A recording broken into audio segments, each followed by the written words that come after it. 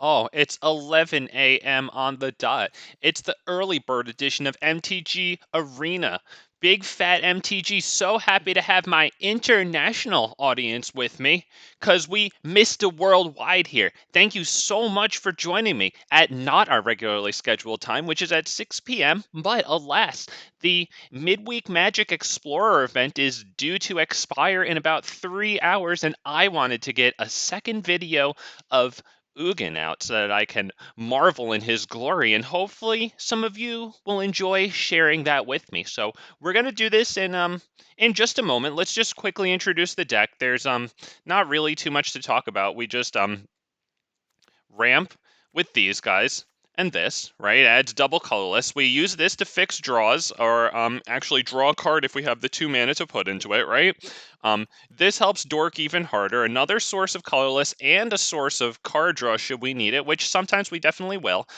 Because of this, we're trying to get out to this as the most important mid step to our big guys, because this costs 5 colorless mana. We are more than capable of casting this on turn 3. Colorless creatures we control, like these, and one more thing that we'll see in a second. Well, okay, I guess 2, but whatever. They get +2/+2. Whenever we tap any permanent, not just a land, but any permanent for mana, we add, or for colorless mana, we get an additional colorless mana, and whenever we cast a colorless spell, we gain 2 life, and that will come in handy because a lot of times we're going to be casting quite a little bit more than one colorless spell per turn. So that additional colorless mana, whenever we tap a permanent for colorless mana, works with this, and then of course we have what is that? A total of 8, 10, 13 manas that produce colorless here. Now, the colorless creatures that get +2/+2, well, here's this one right here, so it'll become 4/4. Ulamog here will become 12/12 from 10/10, and also the colorless creatures produced by this one here, the 2/2 colorless spirit tokens, those will be 4/4 colorless spirit tokens, which is not bad to produce them with a plus ability, right? So we can do it every turn, and that's a card advantage ability. So this one's also nice because colorless spells we cast cost 2 less to cast. So this will be a free cast. This will cost 1, right? So that's really nice. If we can cheaply populate the field and get some cheap triggers out of this, 2 life, 2 life, 2 life, and then maybe colorless creatures +2/+2. Yeah, real nice stuff there. And we can use this to, possibly cast a whole bunch of spells each turn, and this, of course, drawing us cards. We've got Portal to Phyrexia here as well. When it enters the battlefield, each opponent sacrifices 3 creatures. At the beginning of our upkeep, put target creature card from a graveyard onto the battlefield under our control. It's a Phyrexian in addition to its other types, so that's a little less useful for our creatures. I mean, it could be useful to bring out a Palladium Myr or a Llanowar Elves, probably a little less likely from our graveyard. Palladium Myr could be useful because we have Inventors Fair here, and let's check out the bottom ability. Tap 4 and sacrifice it, and you search your library for an artifact card, reveal it, and put it into hand, then shuffle. But we can activate that only if you control 3 or more artifacts. So if we only control, like, maybe Portal to Phyrexia and this, we probably control this if we're casting Portal to Phyrexia. So we could bring this out of the graveyard to bring us up from 2 artifacts to 3, and then we could use that to go find something nice. Like, if we need to, we could get Mazemind Tome or this, right, for further card advantage. Yeah, that's pretty nice. And then finally, the star around which the deck orbits. Ugin, the Spirit Dragon, 8 costing there. He's really nice. He comes in and exiles each permanent with mana value X or less. That's 1 or more colors. That's his middle ability there. Really good against, well, I mean, everything that has colors, right? Yeah, so that's just what we're trying to ramp into as fast as possible and control the field. And why don't we take this for a spin in the mid-week Magic event. I want to thank anybody who's here at this very early time, especially since it's a Thursday here. But nevertheless, this is it's for the live audience, of course, but this is to live on forever and to immortalize this so that the future audience watching pre-recorded can bask in the glory of Ugin. Well, we found a match pretty quickly there. I'm happy about that. All right, let me move my text box into a nice spot. Okay, yeah, that's pretty good. Let's go. Okay.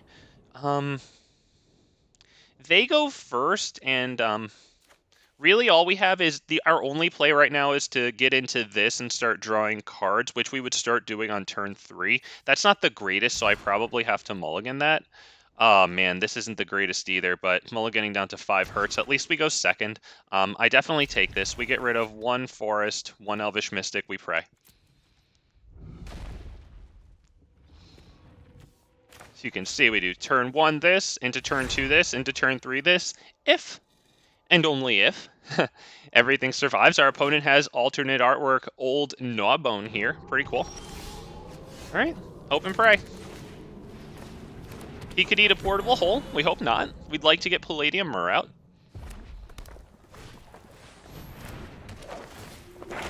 Ah, okay. Well, let's see what they're gonna learn. Ugh, God. Yucky keyword. What do we got, buddy? They're taking a look through their sideboard there. Okay, well, they learned. We're gonna go ahead and take a look scrying on the top. Yeah, I think that's pretty good. Right? It's something to get into after this here. Next turn, this is whenever we tap a permanent for mana or for colorless mana, sorry, add an additional colorless. We only have 2 things right now tapping for a colorless mana, but at least that'll you know, +2 overall. So that's pretty good because next turn, if everything lives, we'll have the capacity for 1, 2, 3, 4, 5, 6 here. And then with this on the field, it would be 1, 2, 3, 4, 5, 6, 7, 8. So they're definitely thinking about killing that Palladium Myr there. They're looking at it real hard. I hope they're just comparing the power and toughness, but it looks like it's going to die. We do have a backup.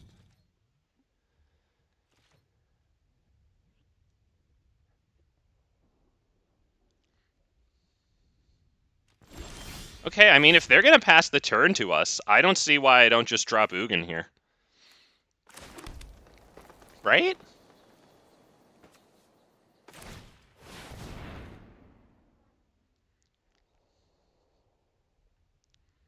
And since we're all tapped out, you know what? I could plus him.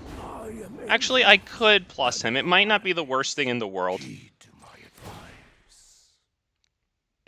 Because it does block their thing and then get me a card in hand. And let's take a look at this guy. He'll cost, his cost will be reduced by 2 because colorless spells we cast cost 2 less to cast. So that same 6 that we just casted Ugin 6 with, we can now cast Ugin 8 for the same. Should everything, of course, remain on the field undisturbed.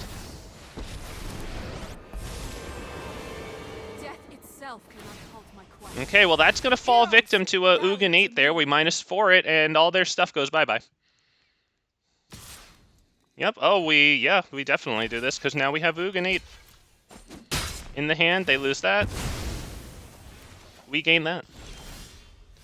Advantage us. Yeah. Let's do this. They might just resign on impact. -4. And you will grow lost. Nightmares torment me still. And next turn, when we drop Forsaken Monument, all of our colorless creatures will get +2/+2. So we have 2 colorless creatures on the field, so that'll add 4 power, doubling our power that we have on the field, and we can swing for 8 instead of 4.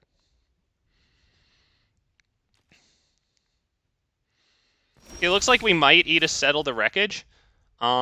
Nevertheless, when this token leaves the battlefield, if it's killed or exiled, we still get that thing. So I'm not going to attack with the Palladium Myr here, just in case it settled the wreckage. They obviously passed without doing anything, so they could Wandering Emperor it or settle the wreckage, of course. We start with this.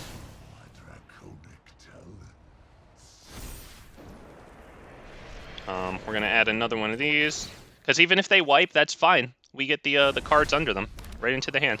You know what, we'll do 1, not 2.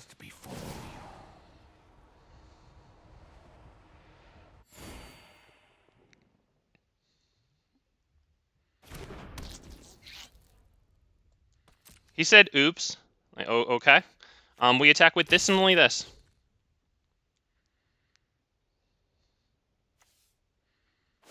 Remove target attacking or blocking creature from combat. Okay, that will start taking their whole turn.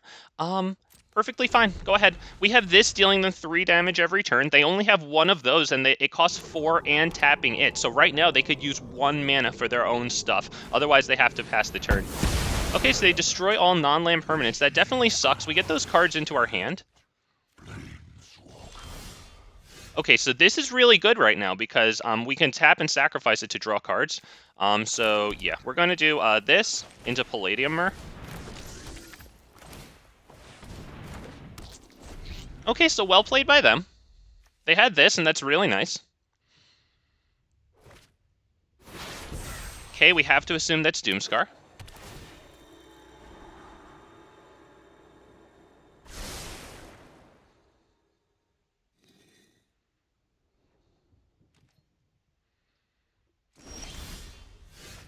Okay, we can most definitely use this to draw 2 cards. So why don't we start by doing that?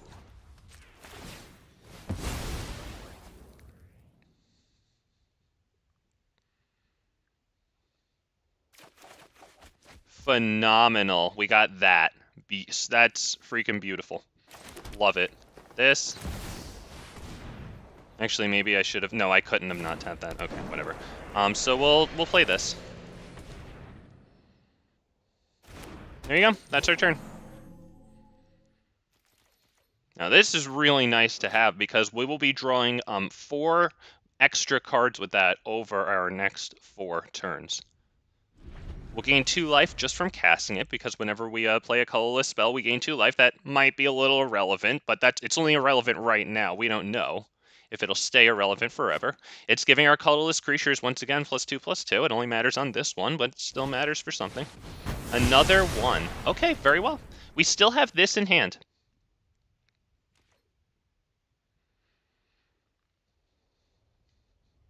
They've got something to do with 1 mana. Okay. They're debating playing it. Okay.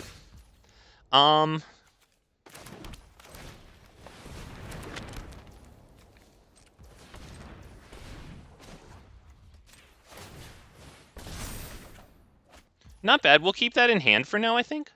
1, 2, 3, 4, 5, 6, 7. 1, 2, 3, 1. Actually, we'll play it, because just in case we draw Ugin next turn, we can actually play him.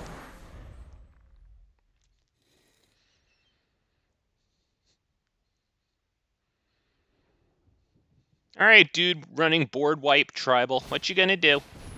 Destroy target land, and we're gonna search for a... Can we actually do this? No, whatever. We'll just tap it, just to be stubborn. Yep, they're basic checking us. That's fine. We have 11 forests in total. Yeah, so we have 5 more in the library after we take that one out. That's yes, I pressed spacebar. Now I pressed it like 5 times just to be sure. I got this.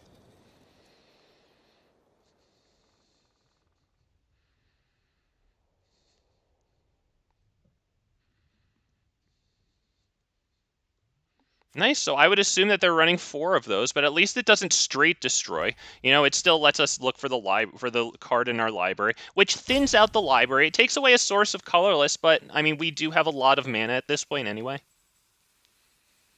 7 lands, 1 Llanowar there. We'll start with, I think we'll start with doing this. Take a look at what we get there. Actually, let's tap only the color mana.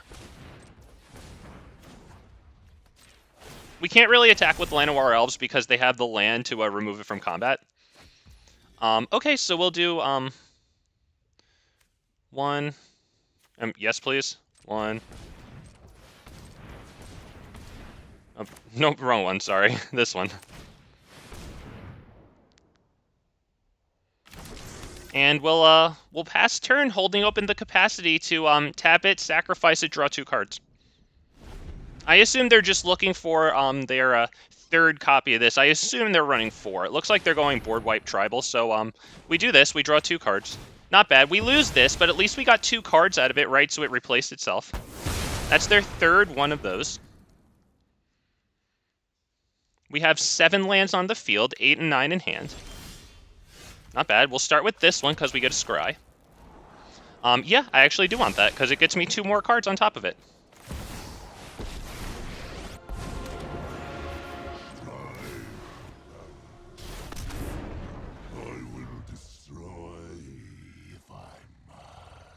Let's see how many Ugins are in the graveyard. We can pretty much win with Ugin 6 and with Ugin 8. So one of each. Anything in exile here? Oh, just one of those. Okay. So we still have 2 more of these in the library. Destroy all non-land permanents. Jesus Christ, dude.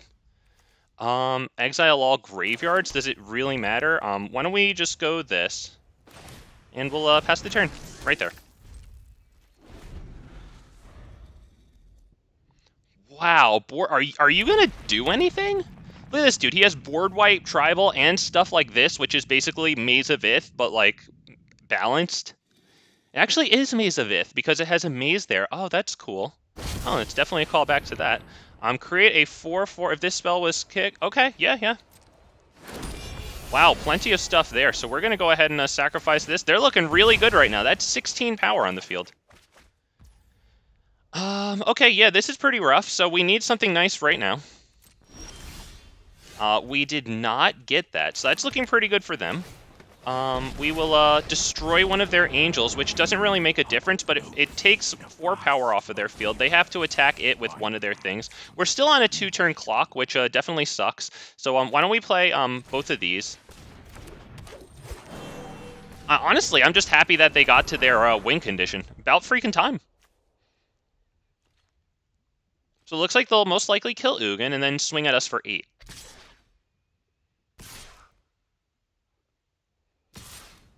Yep, very good, very good.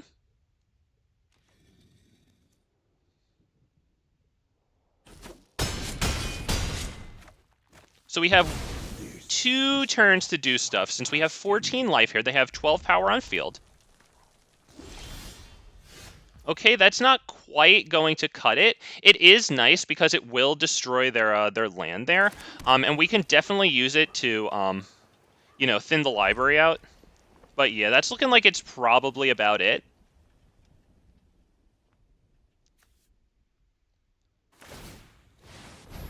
Oh, they want that to be there. Okay, so we have to kill that with Field of Ruin because that's gonna swing as a 4/4 creature. We'll let them put all their mana into it.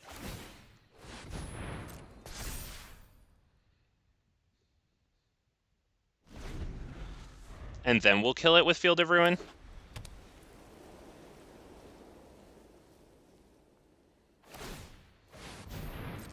Dude, it's overkill.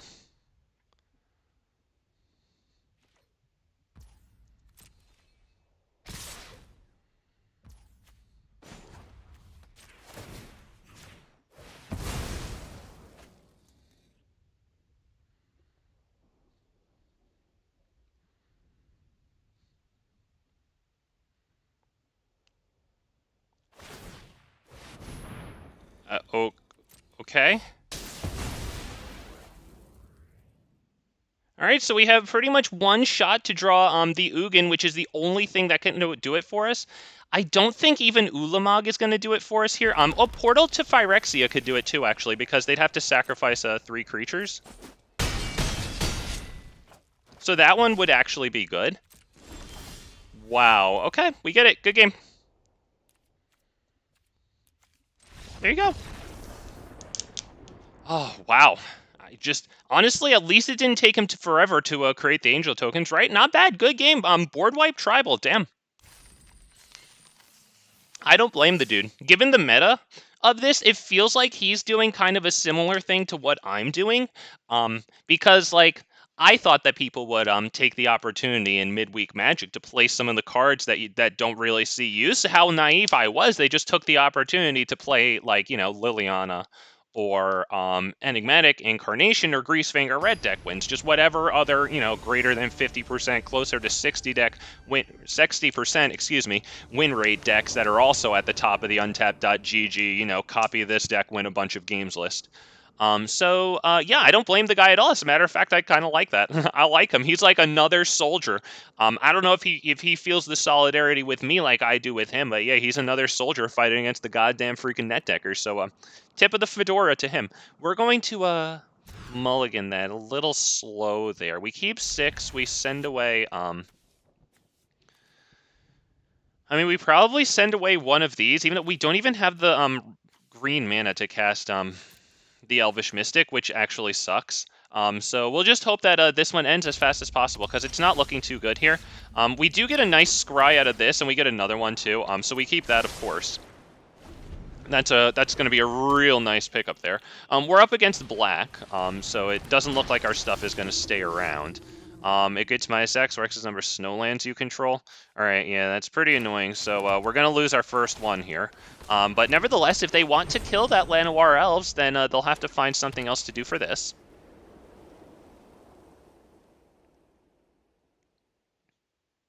As a matter of fact, since this is a little more valuable to us overall, go ahead, man, sacrifice it, yeah. I mean, it's a good play. You usually want to do that, so yeah, definitely do it.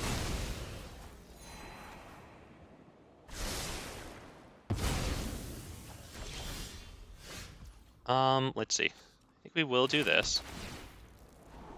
Yeah, we can keep that because we have a bunch of sources of colorless here for that. We're actually going to do this one because it still ramps us into Forsaken Monument next turn, and this is a little more valuable. It's another source of colorless that gets buffed by Forsaken Monument's middle bit of text there. Whenever you tap a permanent for colorless mana, you add an additional colorless mana. So each player sacrifices a creature there. Yeah, amazing. Yep. So we'll get the Palladium Myr down. We'll see if it survives. Even if it doesn't, you know, we still have the 5th mana for this next turn. Hopefully I don't also destroy artifacts and enchantments. This makes each player sacrifice a creature or planeswalker, so that's going to be really good against Ugin 8 if we don't have anything else on the field. We're definitely using this right here for the scry. Just check out what we get. We don't need lands. That is actually kind of good. Yeah, we're going to just do that. Do we attack? I think we do attack. Yeah. And they're not going to block that. And if they do, it's perfectly fine. We actually have the capacity for 9 mana on the field. And then once we drop this, yet another source of colorless, we'll have 11, right? Between 5 colorless things that we'll each tap for 2, thanks to this. And then +1 here. And that's assuming this dies, and it didn't. Now, that's an artifact, so that's going to stay on the field. Search your library for creature and put it onto battlefield. Okay, yeah, that's good. That's good. Hopefully it doesn't kill our artifact enchantment here. Whenever another cleric dies, okay, their stuff is getting exiled, though, so we -4 Ugin, right? Or we could bring in Ulamog and exile this and this. I kind of like that, to be honest.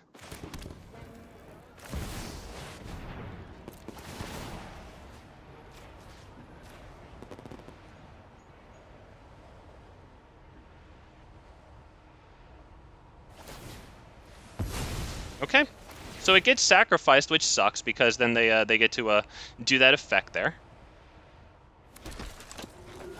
So we sacrifice a creature or a planeswalker right now before Ulamog dies. Okay, so we'll still sacrifice that creature or planeswalker before Ulamog enters battlefield, it looks like. And they can still take care of it, it looks like, pretty easily. Maybe I should have killed this thing, but I thought that this was a pretty good effect there because it returns stuff from the graveyard. Oh, they're looking at that. Yeah, the way the stack works, buddy. You got your thing to resolve or to get onto the stack after mine. So yours resolved first before mine was even on the field. All right, now I sacrifice the creature, so that sucks. But nevertheless, we can still Ugin. And once again, what are we Ugining? -3? -3. Yep.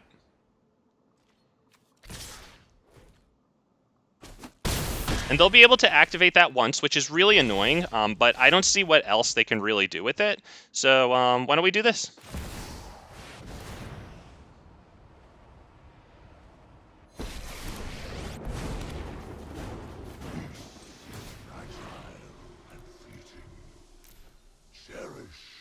So they'll sacrifice something to this thing, and then the rest will be exiled. So one of them will make it to the graveyard, which is good for them because they are recurring things. They have 1 card in hand. They will draw 1 more.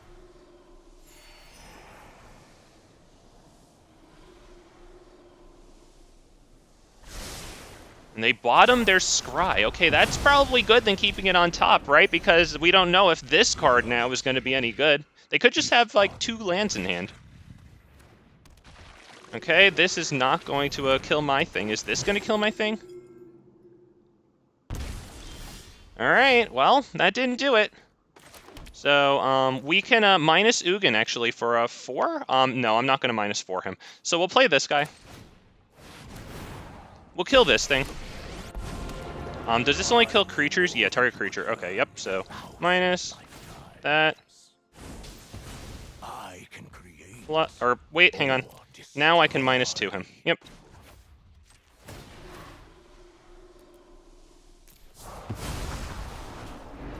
There you go. They have nothing.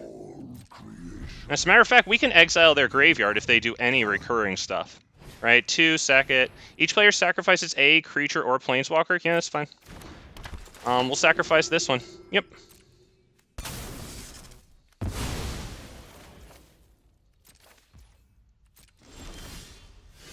Okay, Field of Ruin, fine. So now Ugin's up to 4 now, so we can minus 3 him and still keep him alive.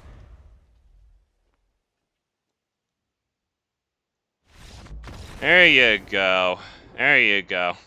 Very nice. Although I like that this guy's doing something that we don't see every day, so I do like this guy. Good game. I don't think he likes me, though. Oh, nice to see people actually doing stuff instead of just, like, you know, freaking, like, Greasefang, Enigmatic, and Liliana. I haven't seen... This is best of 1. I have seen some Angels, not too much. More Angels than I see in best of 3. Obviously, Angels losers don't play best of 3 because they get sideboard against, and they, you know, invested those wild cards not to compete. Okay. The amount of mana in my hand is 5, and Ugin 6. We go first. We do get this, though. I think I might have to mulligan this. It's semi-okay, but it's not really okay. We'll mulligan that, hope for the best here. That's not good. The first one was better. Keep 5, get rid of 2 biggest things. There you go, and there you go. Hope for the best here, because we don't even have a source of colorless here. That's pretty bad. If they're any fast at all, we'll be done quickly there.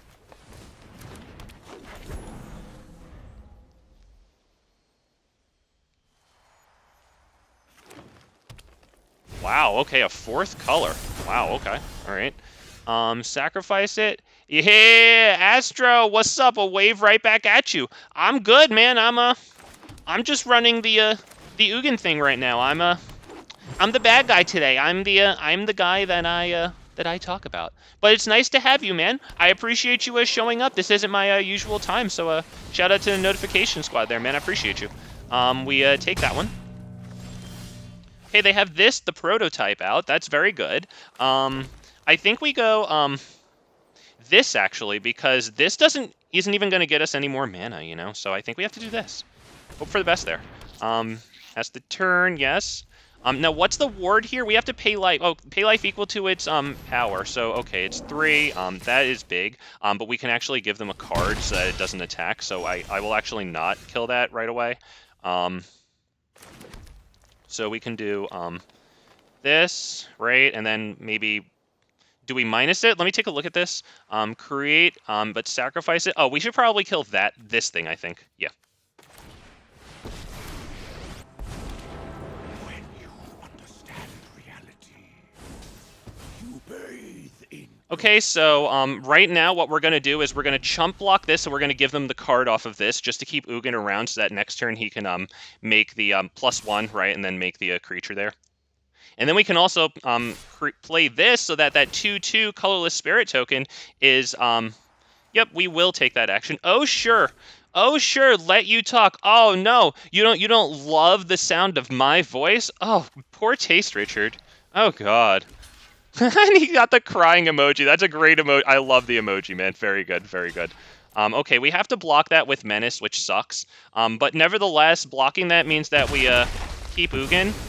So... You know, I'm kind of about that right now.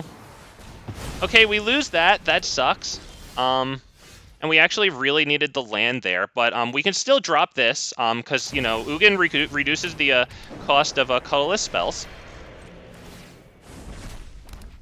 And that'll be a good thing. If this thing gets destroyed, that'll be a nice thing to have. We can block Shakedown Heavy with it. This thing has Menace. Although, actually, we can double block this and then just give them another card for that.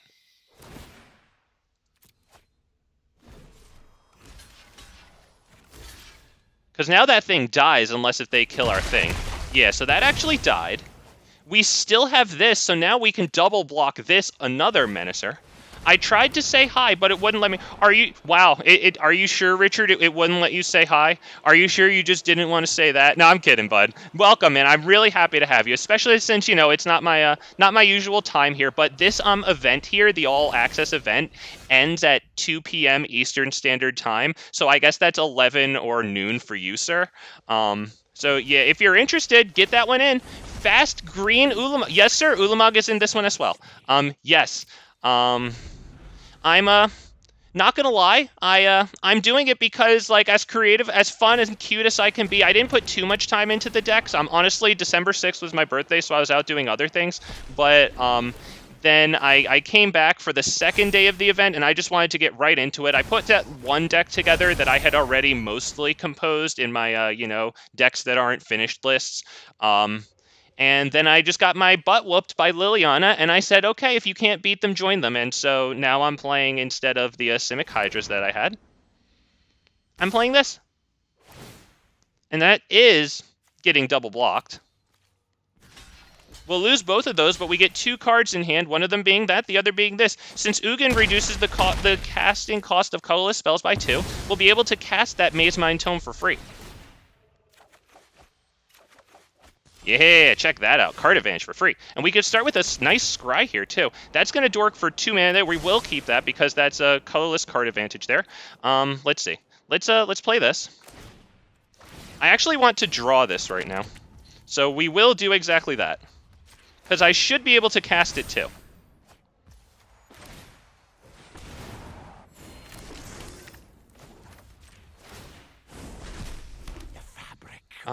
Do I want to do that yet? No, we're gonna wait. Let's pass turn.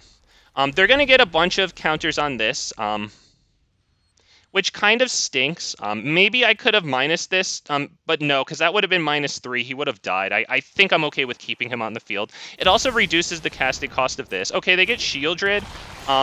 So whenever we draw a card, we're gonna lose life, but we do have this, so whenever we cast a colorless spell, we gain 2 life, so that'll get us roughly break even. With Shieldred, we'll wind up losing a little. It looks like they only activated 1 Fight Ringing there.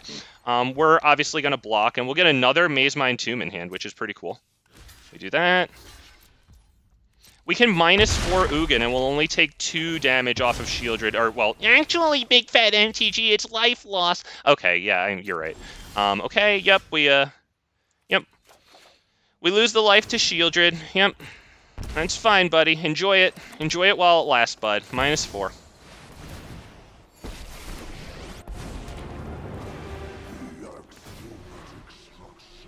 They lose their Fight Ringings, too. 2 life. This. I went through the event with a quick Greasefang. Very cool. Which flavor of Greasefang was it, man? Because, like, there's Greasefangs in everything, right? There's, like, Esper, Mardu, Orzhov. Abzan is, I think, the best one. I'm curious, which one did you do?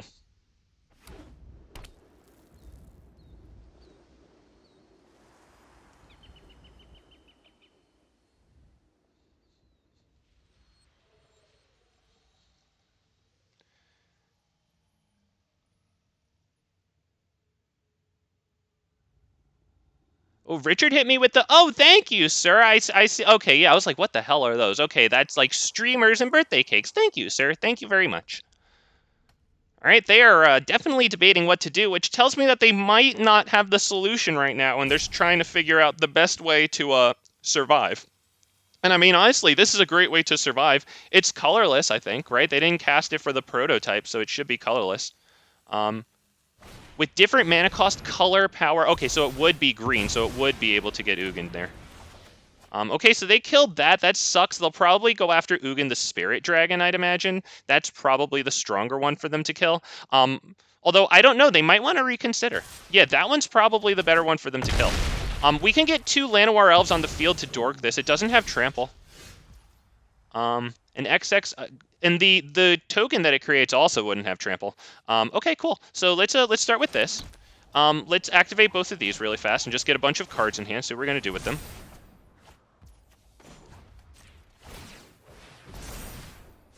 Another Forsaken Monument. Too bad. 3 damage to them. I will destroy if I... Why don't we do this and see what we get? Well, we still have the mana that we can use for a Llanowar. Oh, that is... Jesus, dude. All right. Okay, so we have 2 more dorks for Ugin here, who at this point we're trying to get up to 10 so that we can -10, gain 7 life, draw 7 cards, then put up to 7 permanent cards from your... What we really need is Ulamog, honestly. It's going to be Ulamog that exiles this. Did I get that this game, or was it... It wasn't this game. Okay, so we need to draw that. So that's obviously getting dorked.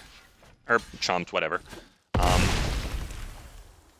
Okay, but they have a bunch of creatures on the field, so we need to actually, yeah, mueve pinche culo, right? We'll start with this, see what we get. We need Ulamog.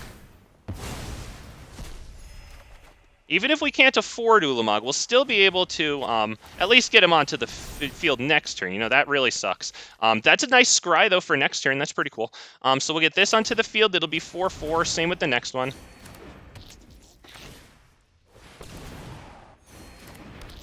We're gonna do this on this creature right here.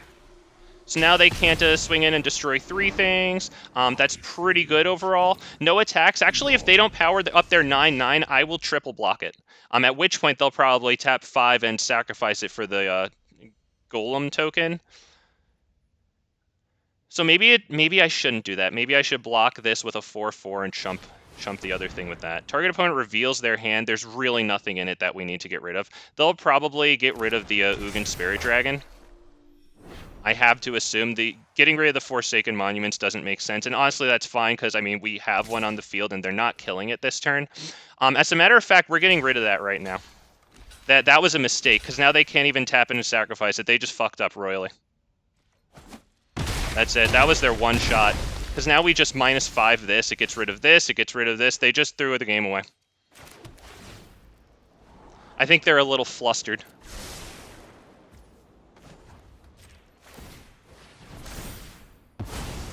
Yeah, I agree exactly with you, Astro, but can I kind of ruin your parade and tell you exactly why that's not going to happen? It's because they don't want people to be able to find out whether or not their brews are actually effective or not. I'm sorry to tell you. So, yeah, unfortunately, they will never let us do that because they want us to make mistakes with things that we don't know whether or not they're good. Because it costs us rare wild cards, and it increasingly frustrates us, which leads us to be more likely to, you know, buy shit. Yeah, sorry, sorry. But yeah, that's why. I'm sorry, but it's just a corporate decision. This one, we'll see what we get on top. We need Ulamog. We just get more Elvish Mystics. Fine. We will, plus this. 3 damage. I will destroy.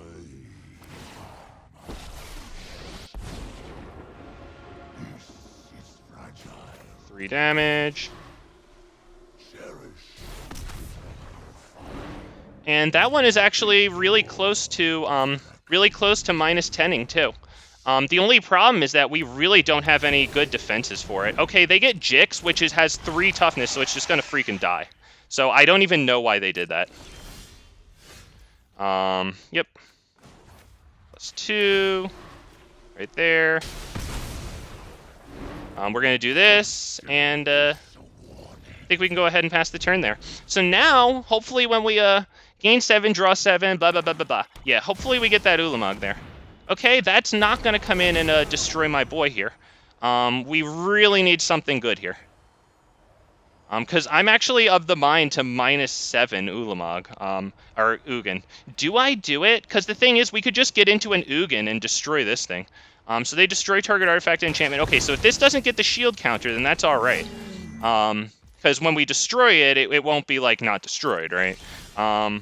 Okay, with that done, we can drop this, and I think we're gonna -10 and hope for the best here. Phenomenal. Just all of them. 1, 2, 3. Actually, no, keep that one out. 4, 5, 6, and 7 because they killed that one. Up 6. Okay. And then submit this then. There you go.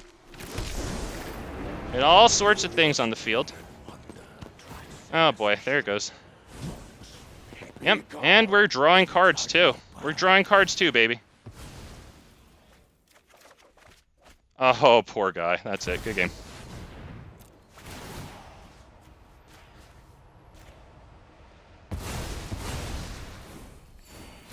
God, you love to see it. Oh. Wow, what a turn. It worked out. I mean, with 7 cards to go through there, you know. Yep. Isn't it beautiful? Oh man, they tore asunder. I mean, that's good. That's one way to get rid of Ulamog. That's fine, but we got their stuff out of the way. We're just gonna do this. We have all the mana in the universe, so. Oh, there it is. And we could just take their Titan of Industry. That's so good. That's freaking great, man. Truth lies beyond vision. So next turn we grab their Titan of Industry. So I don't even know what they do at that point. The guy's hanging in there though. Like, God bless his soul. You know? Like, damn. He's doing all right, but yeah, I'm just going to bring their Titan of Industry from their graveyard. Okay, yeah, they kill that. That definitely sucks. That's unfortunate. So we'll just do this. Yep. We'll see what we get. Yep, resolve. Okay. Yep. Let's go. We'll drop another one of those. We're gonna plus this. Oh, do we minus it? We can't really minus it. But you know what? I could do this. So we'll get something else nice on the field. Now we will cast this one so that we can destroy their Titan of Industry. Now they don't stand a chance at getting to us. We'll, yep, we'll keep this one. -3 on your Titan. This guy's doing a good job. Shout out to him for keeping the spirit, you know? Like, damn. Actually, you know what? Forget that. Do we control the artifacts? No, we don't control 3 artifacts. Okay, fine.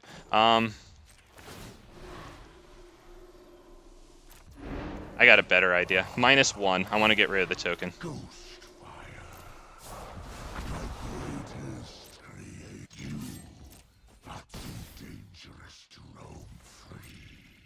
Oh, discard a card. Okay, fine. Forest.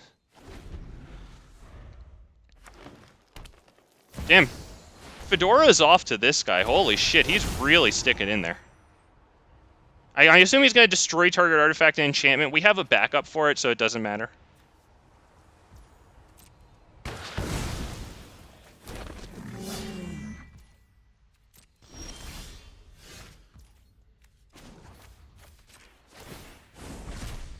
The fabric of the multiverse obeys me.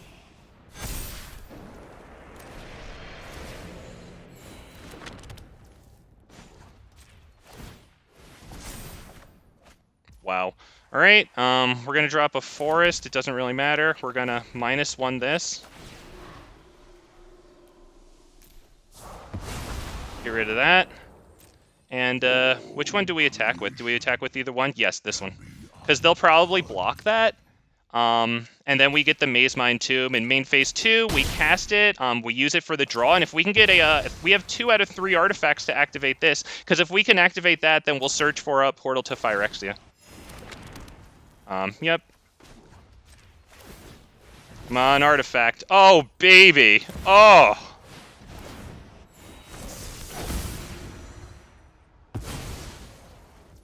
Yes. Wow. Okay. Take a look. What's going on in here? 1, 2, 3 Titans. Jesus Christ, my dude. Yeah. I could take their Jix or their Titan. I'm just going to take their Titan. Shakedown heavy. Okay.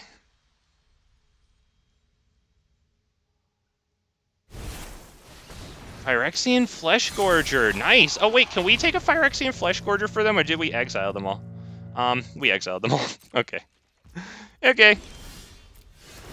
Yep, I want the Titan. Thank you. We're gonna destroy target artifact or enchantment, because that's this thing. Yep, we'll 100%. We'll pay plenty. We have plenty of life to pay for that. Yep. Yep. There you go. Wow, this guy's really hanging in there. Good for him. Secrets manifest before you. I will destroy if I must. All right, we'll swing with as many of those spirits as we can, because they both trade with Shakedown Heavy, so, yep. I guess they'll take a look at their next draw and concede, because, yeah, we're looking all right. Maybe they have a board wipe? I mean, Meat Hook Massacre would do great. We get that into hand, whatever. Yep, we'll just do these draws on their turn. There you go, another Shakedown Heavy.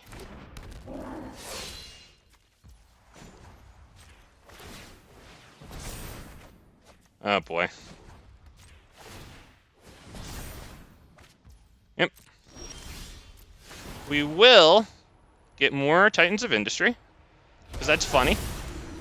We'll do this, and we'll get a shield counter on Titan of Industry. We'll do this. And this. Lies beyond vision. Doesn't really matter. Yes, it does. It matters. This is very important. My greatest creation. Extremely important. Wow. Guy stood in there for freaking all of that. You gotta tip your fedora to that shit, man. Wow. Poor guy. Good game to him. I mean, he sat there and freaking took that abuse. Oh, God. Poor guy. Good game. Damn. Oh, yes. Oh, God. Feel the power. Yes. Yes. Oh, by the way, just wanted to remind you, I told most of you already, but you see that right there? This event ends 2 hours, 12 seconds, and 12 minutes, 25, oh, now 23 seconds. So yeah, TikTok, that's the sound of your life slipping away. Life sucks and then you die, folks. So you might as well spend some of it playing Explorer. All access. You get access to all cards. I don't have all these cards in Magic the Gathering Arena, but for the next 2 hours and 12 minutes and 10 seconds roughly, I do. And I'm going to use that time to play green/colorless Ugin, because I faced enough Liliana and enough meta decks to know that I'm not gonna do anything other than get beaten over the head. I would say 70 to 80% of the time with something brewy, and mostly like miserable like deaths to Liliana, you know. So like, do I keep this? Because the thing is, if the first 2 turns don't work out, there's really nothing to actually get to Ugin here, because we have 1, 2, 3, 4, 5, 6 mana here. We do have a Scry here, which is nice, but I don't think it's enough. Yeah, fine. Oh, yep, yes, please. Let's do that again. There it is.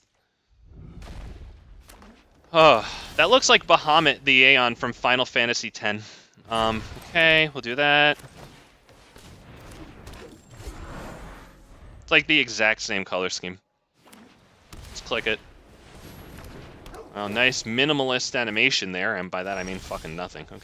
All right, we'll do this. Another Elvish Mystic, not giving away that we're not elves. We're Ugin. They don't know, boys. They don't know. They think we're elves, just off to a slightly slower than usual elf start. Oh God, we've got the wool pulled over there. Oh no. Oh no, look at that avatar. You know this guy has no taste. Oh my God, I hope his girlfriend or his mother dresses him, because this is the type of guy that just has no idea what like an aesthetic or taste is. Oh my God, that's simply disgusting. We're gonna do that. We're gonna do that.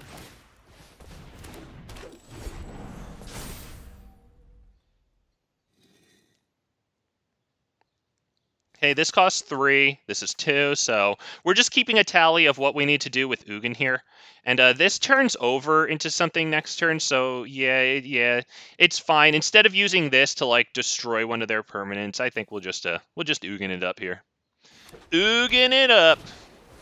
Oh, yep, -3. There you go. With no real response, because that's really only Tamio's safekeeping in response, right? That ain't indestructible ain't gonna protect from exile there. So yep, we have 1, 2, 3, 4, 5, 6, 7, 8 on the field. There it is, boys and girls. Oh, that's your god today. Ugin in Spirit Dragon Heaven, hallowed be thy name, thine kingdom come. Give us today our daily W's, and forgive my trespasses here playing a meta deck well, actually, I don't really forgive those that trespass against me with meta decks. And lead us not into temptation, mainly meaning Liliana, but deliver us from sin. For thine, my lord Ugin, is the kingdom and the power and the glory, forever and ever. Amen, motherfucker. Let's go. Woo! Ugin, what's up? Yo, how's your sister doing? Let's go, baby. 1, 2, 3. Okay.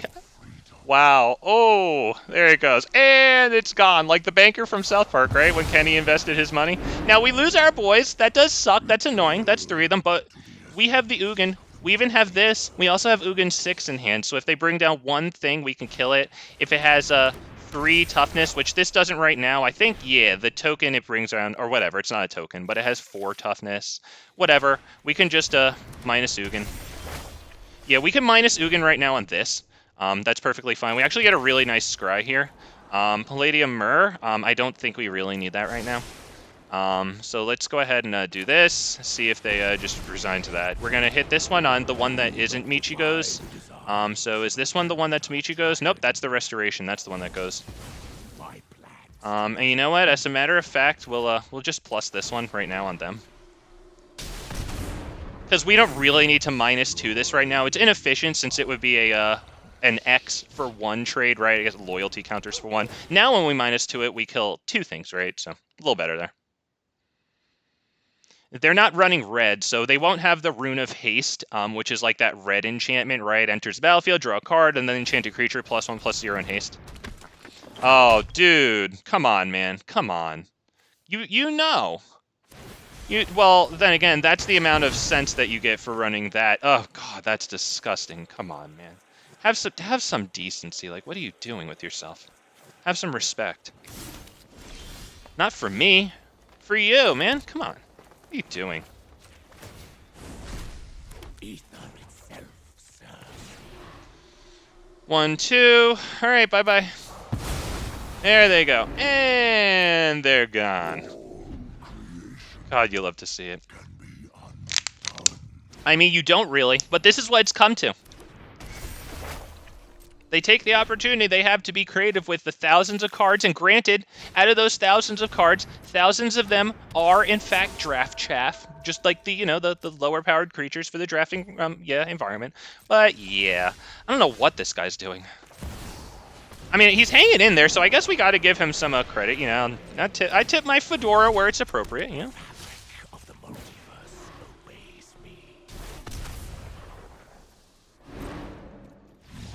Yep, there it is. There's only so much that, I mean, Jesus Christ. Oh, God. Thank God they took that avatar away. And it looks like it fell back into the toilet where it came from, and good. Exactly where it belongs. And you just flush that away. Good. Oh, God, I hate looking at that. Oh, God. Yes. God.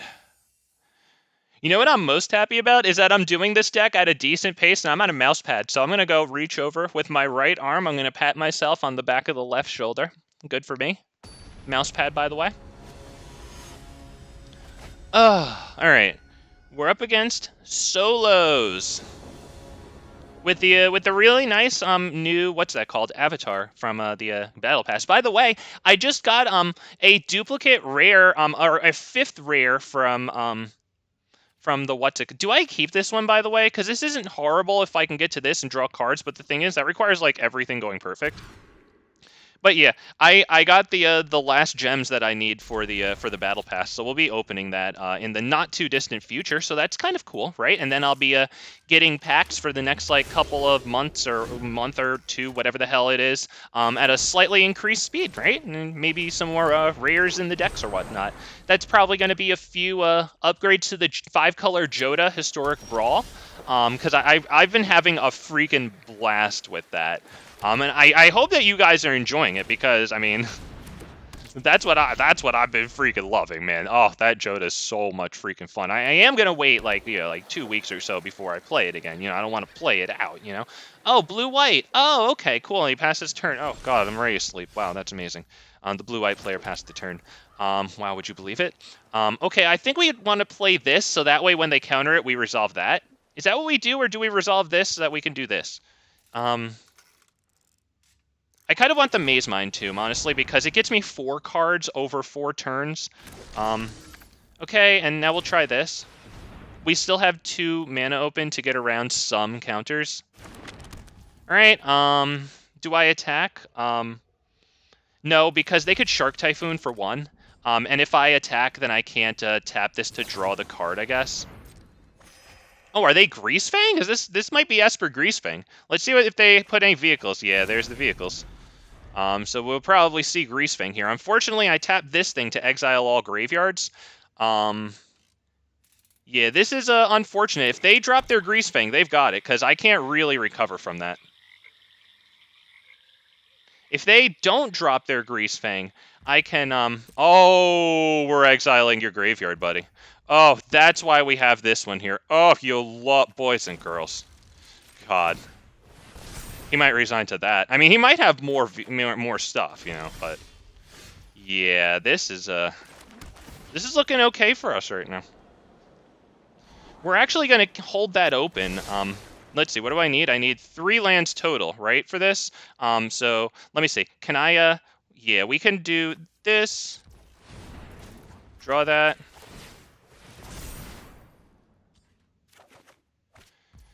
One, 2, 3, 4, right? Yes, so 1, 2, 3, 4.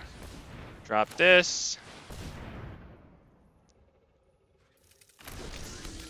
And we, off to you, buddy.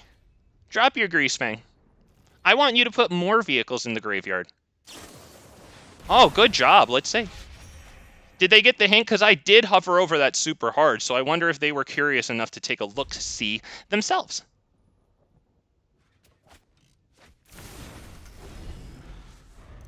Can't stay away. Flashback, we will take care of that one. We're exiling the whole graveyard. Let's bring it up, boys. Running 4 of these because graveyard hate is mandatory. Exhibit A right here. Okay, yeah, they kill all the creatures. That's annoying, but they ain't killing our artifacts, which is the real big source of our advantage here. Actually, we'll keep that open right now. Yeah, we'll draw 2 with these guys. We'll see what we get here. Forsaken Monument is fantastic. So 1, 2, 3, 4, 5, and we're gonna cast this, and we're gonna not do anything else because it still holds open this now. This dorks for 2. Pass turn. So this, let me bring it up. For any new viewers, welcome, by the way. If you haven't already, leave that like on the video because we're cleaning up the meta here. They want to run Liliana. They want to run flavors of Liliana. That's fine, man. If you can't beat them, join them. And I couldn't beat them. I got my shit pushed in by Liliana repeatedly when I was running a Simic Hydra's deck. So, yep. Sorry, but I've also wanted to try out Ugin, and I've resisted because I didn't want to be the villain. But alas, I find myself the villain. So much so that I made it the thumbnail because... I mean, I'm not going to lie to you guys. I try not to. Try not to be typical scumbag YouTuber. So, let's see what they do here. They're kind of in a tough spot because they do have 2 of their Parhelions in graveyard and this. And so they're not flashing that one back. They probably run 3 or 4 of these, I assume. They probably run 4 of these. I'm sure they have at least, like, 6, 7, 8 vehicles in the deck. Yeah, they don't know what the hell to do. They know. You know. You know. And as a matter of fact, if they just pass the turn, I'm freaking casting Ulamog, even if they counter it, and I don't know if they're going to counter it, but I'm just freaking exiling their lands. Faithful Mending. Hey, nice. So that's going to be in the grave, right? They didn't flash that back, I don't think. So that's going to be in the grave. Another thing with flashback that they can't use if we choose to deny it to them.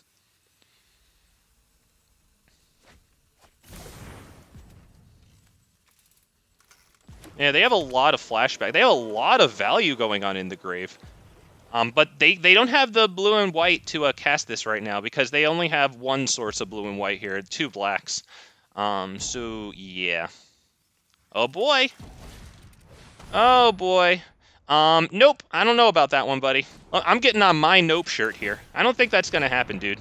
Sacrifice a desert? Yep, there you go. No, no, no. No today. Oh, how you doing, buddy? What's going on? And we'll, we'll get a little scry here. See how we doing. What's going on? Fine.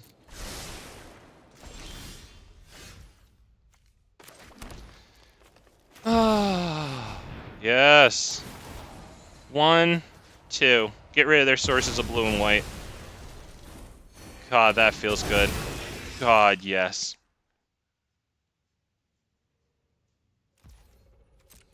What's happening, nephew?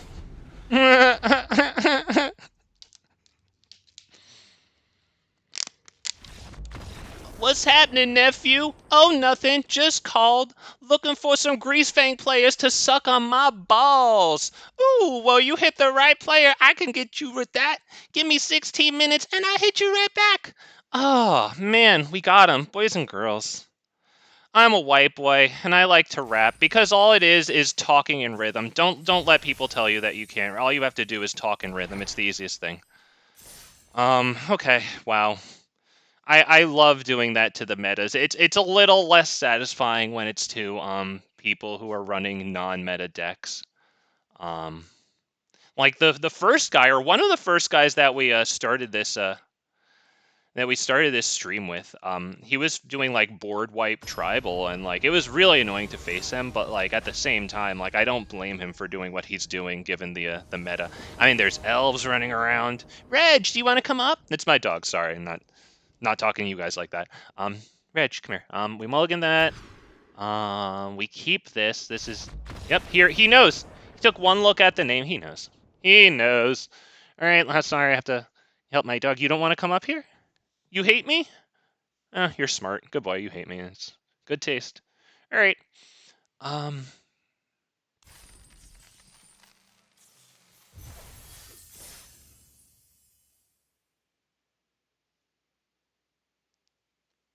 You just tried to come up, you old poop.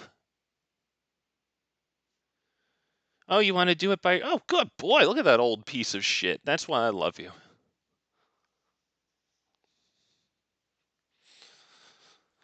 Oh, I love my dog. Oh, boy. All right. Okay. Wow. Phoneme. Isn't that a thing? Isn't that like a unit of words? Okay, let's mulligan that. Let's keep this. And what do we get rid of, though? I would imagine we get rid of 1 Llanowar. Well, okay. Yeah, actually, yeah, I know, they're different. Yeah, I know. Blue, white. Come on, why you gotta do this to me, man? I just played against the blue-white player. I just played against the Esper player! Okay. We're gonna do this one to get around the Censor Jawari disruption. That might not be the worst thing in the universe. We don't have a land in hand. So I think we do this. Gets around Censor. Snore while they figure out how to be a really boring person who sucks to play against. The way you do it is counter everything, by the way. That's how you do it, loser. We will attack. And we're winning. Let's go. Tainted Indulgence. Okay. Tainted Indulgence. All right, they... What was that? What was that? What was that? Okay. Yeah, if they can get their stuff off, that's going to be really hard to deal with. So if they drop Greasefang here, we just leave. Ledger Shredder, not quite Greasefang. We'll have to ramp pretty hard. So let's see, we drop 4, or mana capacity number 4, and then we'll drop 5 and 6 in this guy.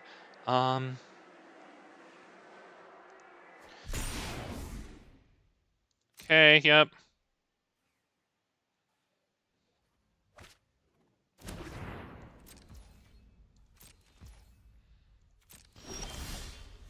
If only I had enough to do Hedron into this. Yeah, too bad.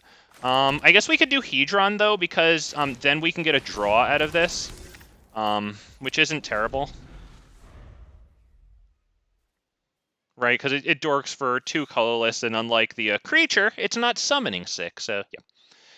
I would assume that if they didn't top deck Greasefang, they don't have it, because I don't know why they would play Ledger Shredder over Greasefang with a vehicle payoff in their graveyard, especially since it would deal damage to Llanowar Elves and, like, just set us insurmountably behind.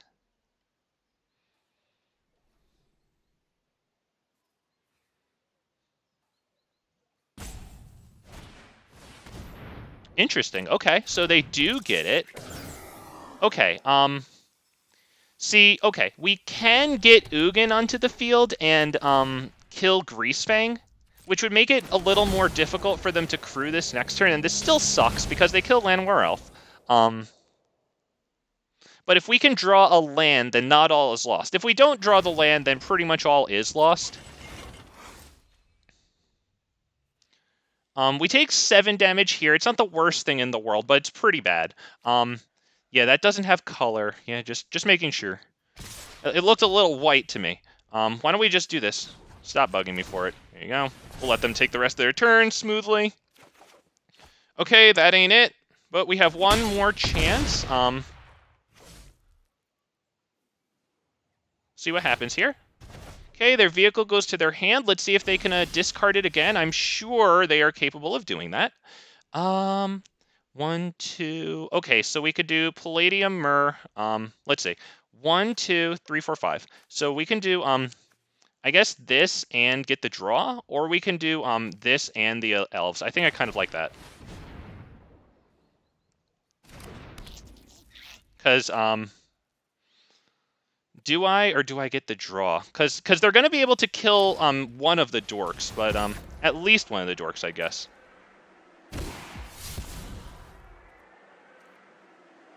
Yeah, too bad that we didn't get the land there. That was obviously what we really needed. So that, and then we'll just get the scry before their end step off of this thing. And, you know, surely they'll, now that they have that thing in the graveyard, which I allowed them, but nevertheless I wasn't sure how to not allow them to do that. Okay, cool, yep. So they'll do the same thing. They'll kill the Palladium Myr, but we have 1, 2, 3 lands. We'll have 2 Elvish Mystics, or 2 land, whatever, hopefully. So that would be 5, and then plus the Hedron would be 7.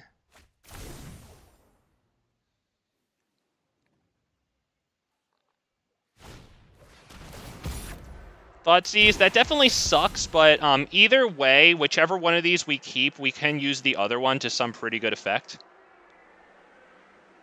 Although they have Can't Stay Away engraved, which definitely sucks. So they'll definitely get rid of the Spirit Dragon. But Ugin the Ineffable is still good, because it can still kill Greasefang, which I guess they can take it back. But it might take their whole turn if we don't allow them to connive with Ledger Shredder. Although they could just cast 2 spells before their combat phase, which, Jesus Christ, dude, the answer is Ugin the Spirit Dragon, my dude. It's not that difficult. Because one of them kills Greasefang so you can just resurrect it. The other one exiles it. You know this. You've played against Ugin enough. Probably watched some videos too, my dude. There you go. Hey, he did it. Very good, very good. Alright, so we'll take the Sky Sovereign again. Kind of stinks, but whatever. Yep, it's gonna most likely kill Palladium Myr. I can't see it doing anything else. Yep. It looks like we'll take about 8 damage here.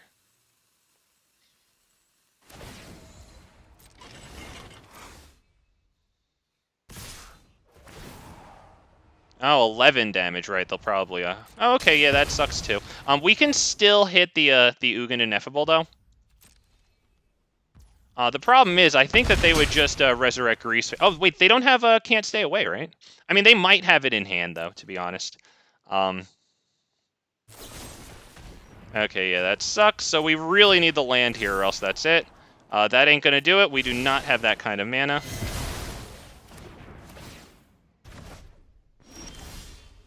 Yep, that's it. Good game. Oh, God. Good game, good game. Oh, man. Unfortunately, damn. Damn. Oh, that Sky Sovereign really just wiped the field out. Damn. Damn, even with meta decks, and even we have main board graveyard hate. We didn't get our desert, which we needed. So yeah. Good game. Damn. Can I play something other than Esper Greasefang, please? Pretty please. I put my loss into the system. Give me a, you know what? No. Give me Esper Greasefang. Just rig their draws against them instead of mine against me. Actually, I got some pretty good draws there. They just outdraw us. Wow. Penguinos. Okay. Ugh, gosh, the first thing, the cheapest is 4. Damn, that ain't it, boy. All right. You know what? I'm gonna keep it because we have the freaking voids here. I go first.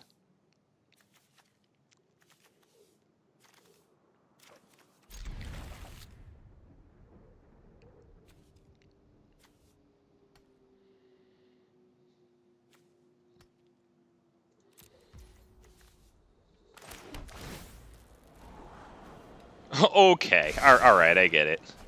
All right. But, I mean, we have another scry still. That's pretty good.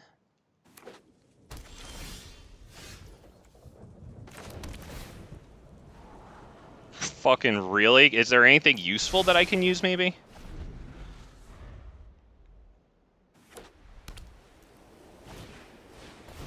Okay, Selesnya enchantments. They're off to a slightly slow start, but we're even, like, this is a fucking, holy god. Okay, it's another forced loss. Perfectly fine. This is gonna be bad, but, you know, Selesnya enchantments is powerful, so they should be able to end it pretty quickly. Because next turn we go Hedron. That's fine. Then we go Forsaken Monument. We still do nothing, so they have 2 free freaking turns.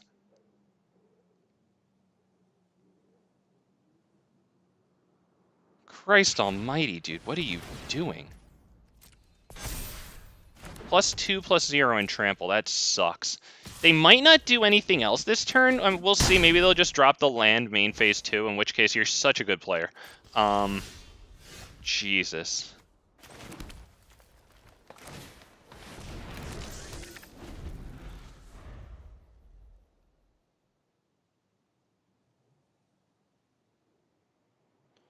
Okay, so a bit of a flub to get rid of Ugin 6 from the starting hand there.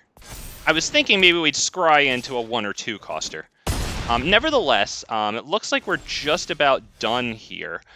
Because, I mean, what do? We do Forsaken Monument into 1 elf. We have to do 2 elves and then pray that they don't even do anything. We can't even do 2 elves.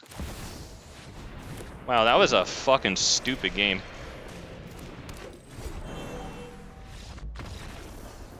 Wow. All right, fair enough.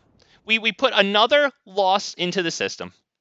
Didn't even take too long. Was that like 2 minutes? Cool. Cool. We get right back into it. Let's go.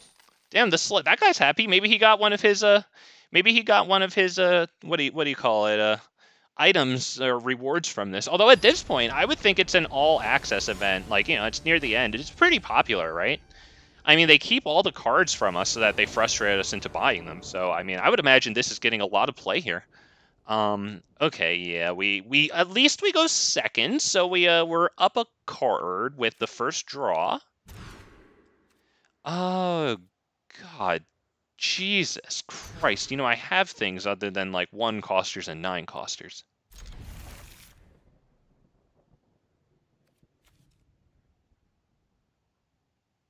We're actually going to drop, I think, this. Because if we draw into one of the elves, we might need this. Okay, we get the scry first, see what's going on here. Yeah, sure. Yeah, we'll keep that.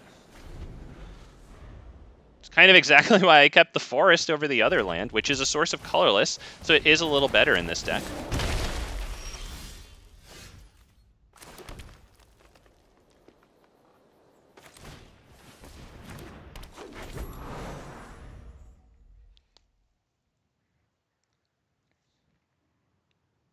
Okay, what's going on, man? They're running red, so please don't kill my elf. Oh, this is going to be brutal. Especially if they, like, hit cultivates or something. That's really nice. Oh yeah, that's super nice. See what we get. I don't think we need that at this point. I think it can probably be Hedron into Mazemind Tome.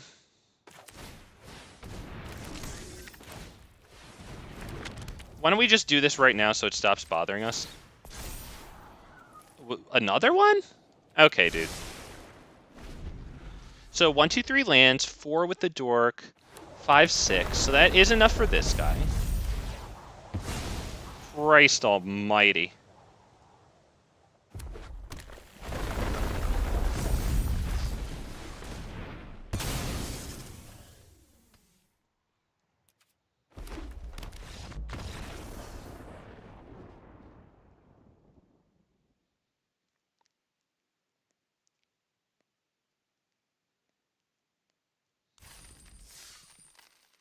On to the next one we go. Holy crap, let's do it.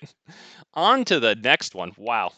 They are really just hitting the draws against us. By the way, Richard, if you're still here, because you were mentioning about, you said something along the lines of, if you want, like, yesterday, like, if you want a card, you just put, like, one of them in the deck, and then it'll make sure you get them. And yeah, you're not the first person I've heard that from, my dude. It is not random at all. I think the only time they turn off the like draw rigging is in like paid events, maybe championships, unless I think that probably falls under the category paid events. I don't know, but that too. I recently watched somebody's video on that. I think we can keep this since we do have this to dork for 2 cards after we get it onto the field if we need that. The thing is, we don't have anything beyond it, so we hope for some nice top decks, but we are at least going to ramp fast.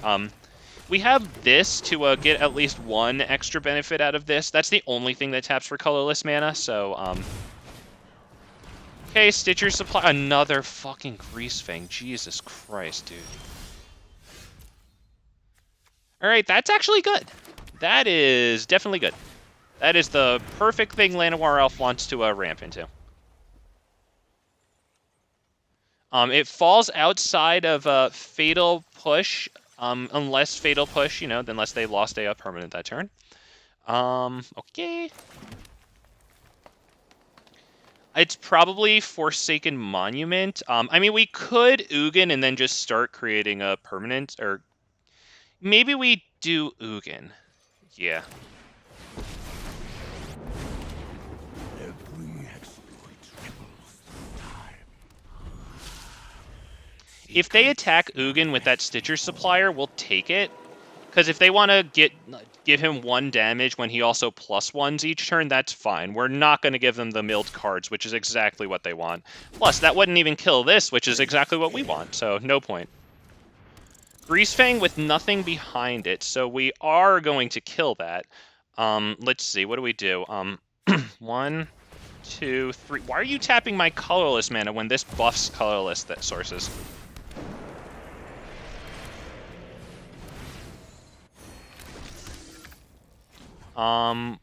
I think we should kill Greasefang. I don't see any reason not to.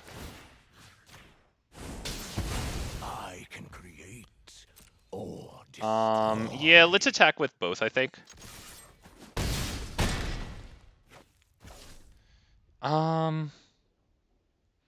Yeah, that's fine. And they can go ahead and kill Ugin. That's fine. Another Greasefang. Okay, nothing to do with it. Oh my god, they didn't kill Ugin. They're moron. They're terrified. Oh my god. Wow. That should not have happened, my dude. And we're getting piss cards under there. But nevertheless, drop that. 1, 2. Is that what we do here? Yeah, I would say maximum pressure. So that way it probably leaves them as low as possible. Yep. I don't know why that guy would block that thing to give us a card and not this thing to at least take away from our mana. Okay, that looked like an Azeka's Chariot. Yep. That's not going to be enough, though, even if they do activate that. So why don't we just pass the... no, yeah, let's not do it. Let's pass the turn. We'll sacrifice this on their end step. It does add a lot of mana right now, though. It's 3. We only have 3 things that this is buffing. 1, 2, 3. Yeah, okay, so now they get Azeka's Chariot. That's fine. They don't even... I guess they do have the tokens for it to... that it'll make those cats. Yeah, and then they'll... yeah, that's fine. We'll just block Azeka's Chariot with this, so I don't even know if they attack. Yeah, they will, because it just goes back to their graveyard for them to do it again.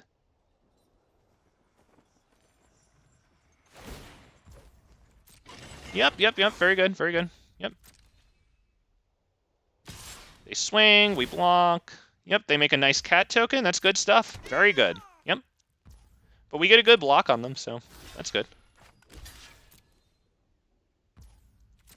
Let's see. 1, 2, 3, 4, 5, 6, 7, 8, 9, 10. Yeah, we have enough mana where I can do this. See what we get. Jesus Christ. Okay, well, that's gonna be, about it when he -3s. Another forest. Not even sources of colorless. I get it. Okay.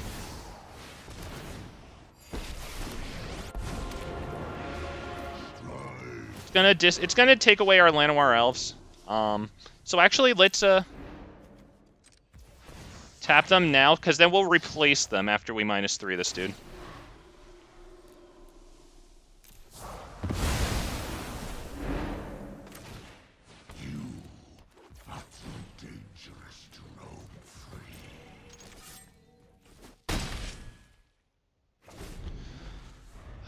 There you go. Good game. Ugin's at 4, so we can still -3 him again, even if they get another Greasefang and Azeka's Chariot, and 2 and then 3 cat tokens. Like, that's fine. So are they going to cast their Greasefang, and then put out the Azeka's Chariot, and then take their whole turn, and then resign? Yes.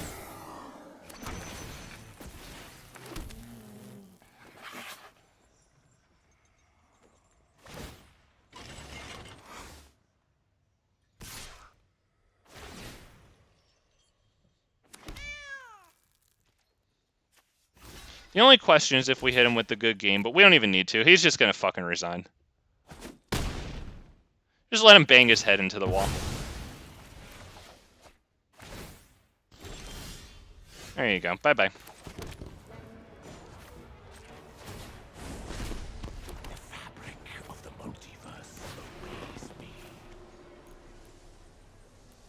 Oh, nope, not -4. -3. Just take a moment there to, you know, add to the suspense.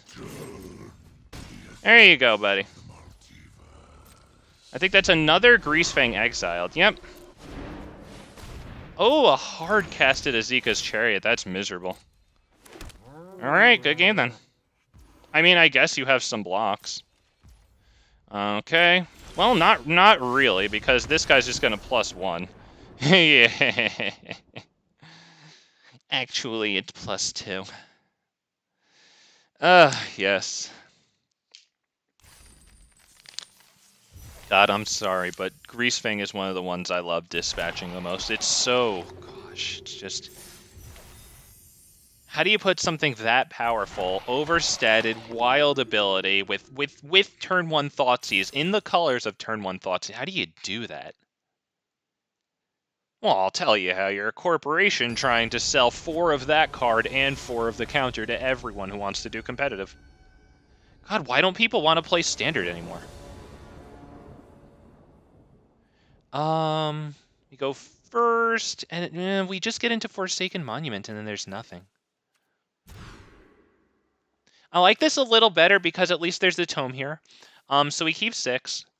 I think I'll actually get rid of one of the Mystics here. Damn. Is that what to do? I think it might be.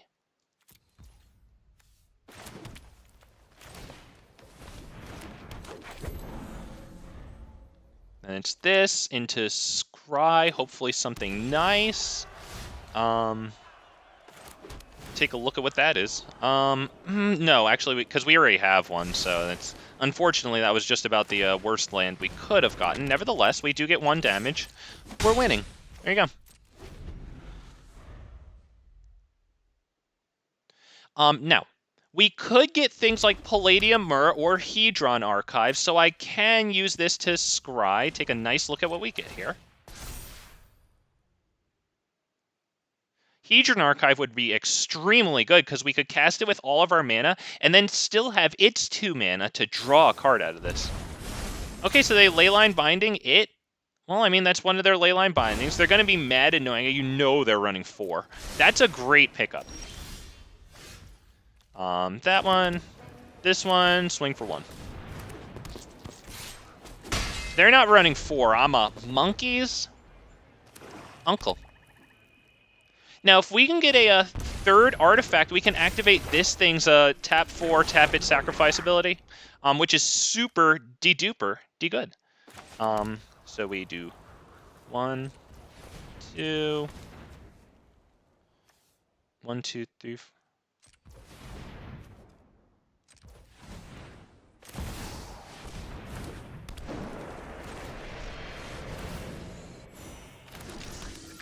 You gotta really be careful with that auto tapper, man. It just screws everything up.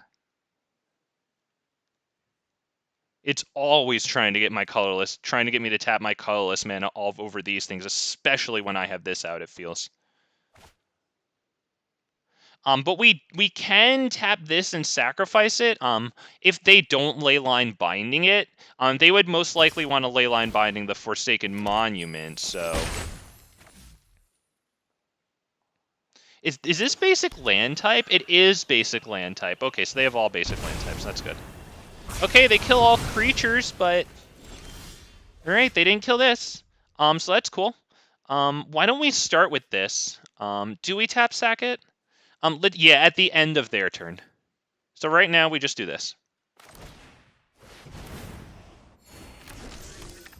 Pass turn. Just to get around any discards or whatever the hell have you. And if they're going to Leyline Binding one of our Hedrons there, you know, and get around that too. We can only do, we can only activate one of them here. Because we have 2 mana here for it, tap and sack it, yeah. So we'll just, they might even go after Forsaken Monument here. Yeah, that makes sense. So we do this now while colorless mana is still buffed.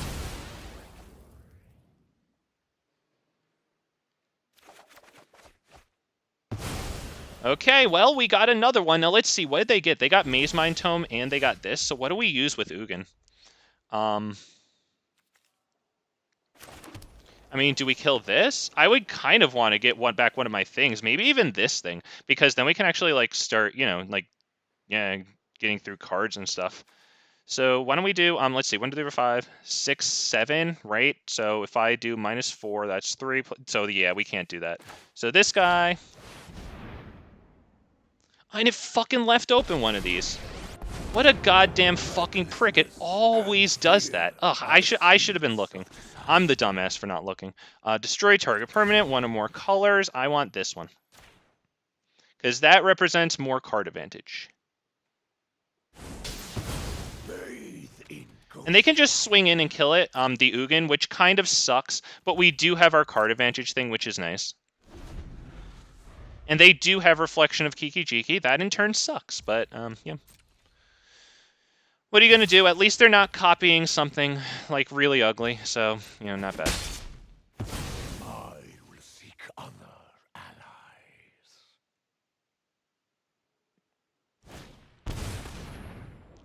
Target opponent reveals their hand. That sucks. If they put it on chapter 1, I assume they do want whatever's in our hand out, because that thing, you know, it doesn't just give mana, it's also the cards. They put it on chapter 2, so they'll also be taking is it creature or planeswalker? A creature card from a graveyard, yeah. That would pretty much be one of our dorks or Ulamog, and it's not Ulamog, so let's check out their stuff. So they'll just get, like, Palladium Myr, which is still good, the 2 colorless, right? I mean, that's good. We don't need that right now. Wow. Okay.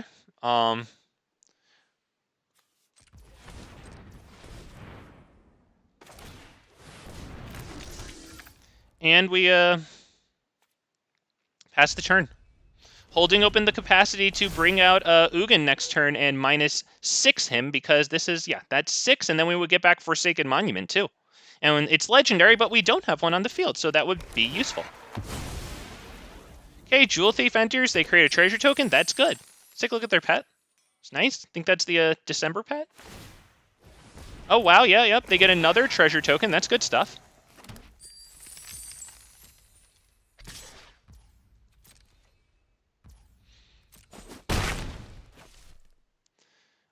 So 5 mana plus 2, 2. Yeah, so we can't sacrifice this. We have to do the Mazemind Tome draw, not the tap and sack draw here. They take that out of our graveyard and exile it. That's fine. We were never going to get that back. Even with Portal of Phyrexia, it only takes creatures from the graveyard. And thankfully, imagine if you were playing imagine if, like, control decks with Planeswalkers could use that. Ugh.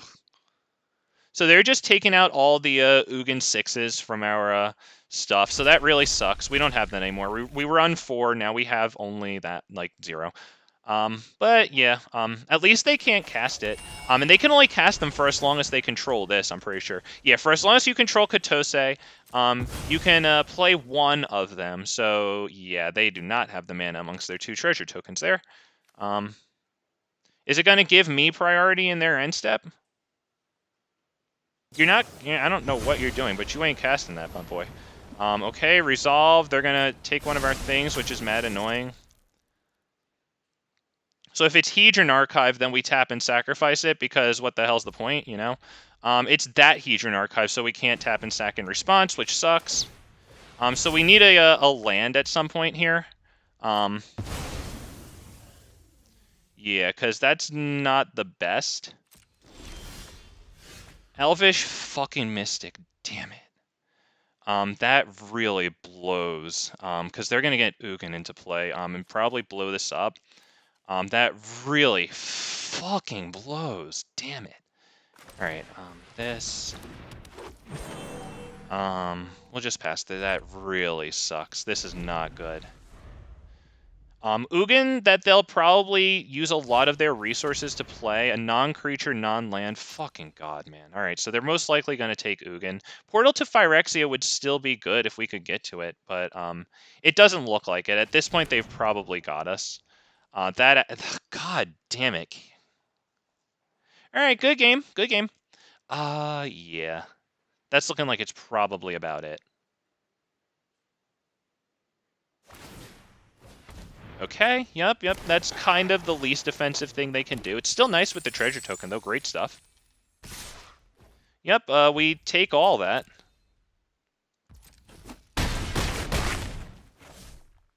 And they drop the Ugin and most likely kill the Elvish Mystic. I mean, especially since they see what's in our hand, you know. My presence alone will guide you towards victory. Yeah. Alright, yep, that sucks. Be God, interloper. So the only thing we can do now is draw into a land and an Ugin.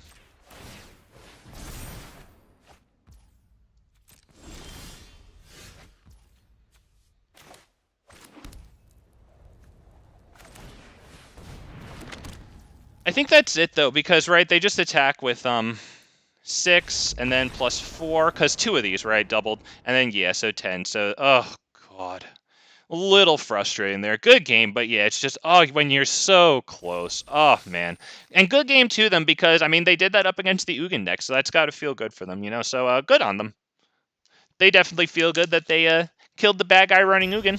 Gotta hand it to them. That's exactly what they did. They kicked my freaking ass all over the place. Not gonna lie, helped on a bit by shit draws, but still, you know, they did it. And, you know, they're subject to random chance draws as well, just as much as I am. Asterisk. Jesus.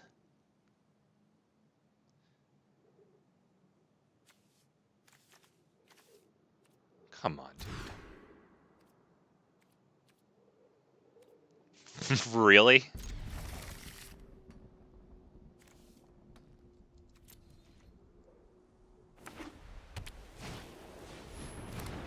And we're up against soldiers. Okay, well, you know what? Not gonna lie, at least that's probably the best top deck we could have gotten in this situation.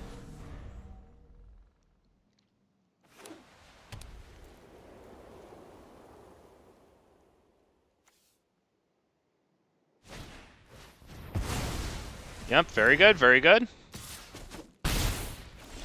Very good, sir. This, pass turn. We can probably scry away lands. What we're looking for is probably another dork, Palladium Myr, so that we could cast it for 3. Another one of these would be okay.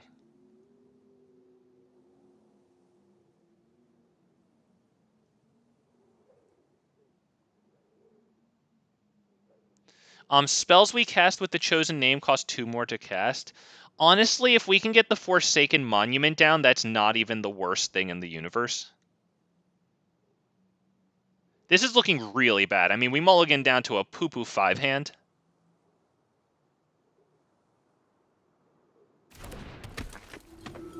Mazemind Tome, that's a pretty good choice, all things considered, not gonna lie. Is that the activated abilities cost 2 more? Oh, that's really fucking cool. Well, we can't even, draw, so we have to, yeah, I mean, that's it. We're not gonna do anything, and they're gonna be hitting for 5 per turn. I forgot shit, I didn't say good game. Sorry, I was just so preoccupied. Damn, yeah, that was actually a really good play by them, not gonna lie. Nicely done. Damn. That was really well played.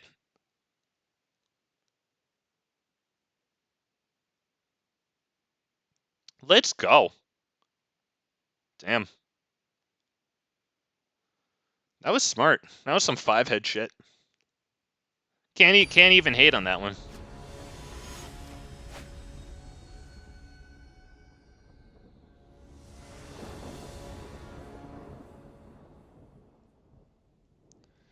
A little awkward, especially since we go first. We do this and then it's nothing. We don't even have the 4th mana to get into this, so we could be completely screwed. Yeah, I'm going to be super grateful to have this. To the point where I'm actually going to throw away a forest here. We go first. And I just have to be grateful that at least I have some theoretical play that I can do if everything goes well. Right, that lines up pretty nicely. Fatal Push, alright, and a lot of fun. Well, that was just about the best top deck we could have asked for. Pass turn. Right, that or a 1-costing Dork, and we do run 8 of them. We do run mainboard Graveyard Hate here, so not terrible. Damn it. Fuck. That is not the land we need, but I throw this, at least it's a source of, like, you know, something, right?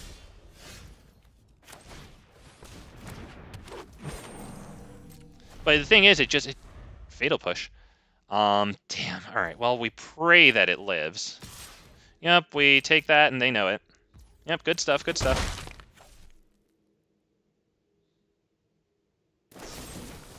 Deadly Dispute, beautiful, and they get the treasure token, so we'll see if they do anything with it.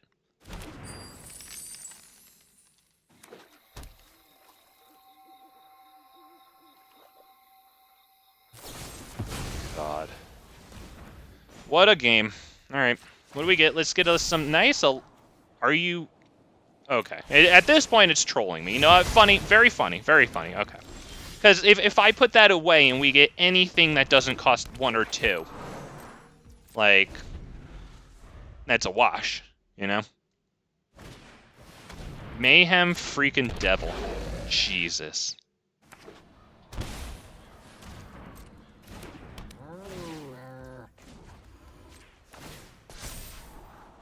Are you actually kidding? Isn't that 3 in a row? Okay.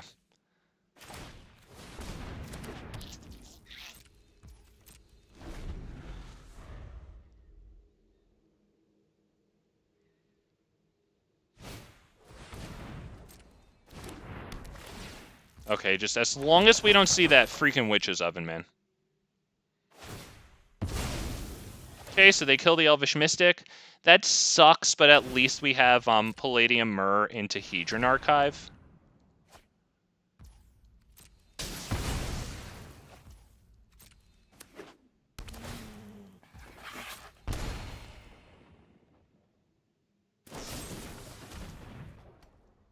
Yeah, that's it. Because now we can't even play anything in our hand, right? So they're just going to sacrifice something. Because all we can play is the Dorks, right? Or another Mazemind Tome. And we still wouldn't even be able to draw. We'd just be able to scry. Because, you know, we'd pay the 2 for the Mazemind Tome, and then we can't pay 2 to draw. That is pretty wild, not going to lie. I don't know what kind of sin I committed. Actually, I do. We're playing the Ugin deck. Let's go, baby. We get the forest. We get this. What the fuck? And then it gives me the perfect thing after butt fucking me with Elvish Mystic. Like, what? Random, by the way. And this is beautiful. What happened? It even gave me the Scrylands. It's fucking stupid, man. Do we keep that? We have enough lands for the next 2 turns. Let's see. So this is going to tap, so we'll have 1, 2, 3, 4, 5, 6 next turn, whatever. All we need is 5, but then turn after that, nope, take that away. We need colorless sources at this point. Actually, that doesn't really even matter. Okay, so now we have 1, 2, 3, 4, 5, 6, 7, 8, 9, 10. If everything lives. This is a venture into the dungeon. Yay, okay. Whenever you cast a creature or a planeswalker, venture into dungeon. Ability triggers once each turn. Whenever you complete a dungeon, create the token. Okay, what exactly is going on here? And it wards for 1. Okay, so we'll have to spend all of our mana on Ulamog, so we will not be able to get that one. Each creature you control with a counter on it has ward, or has plus. Yeah, okay. So we can get rid of this and maybe a land. They get rid of that. That sucks. We do get a land, which isn't horrible. It does delay us by a turn, but we actually do have another Forsaken Monument in hand. We only take 4. That's perfectly recoverable. Yep, it wants to tap all my colorless mana, even though this buffs colorless. That's really freaking smart.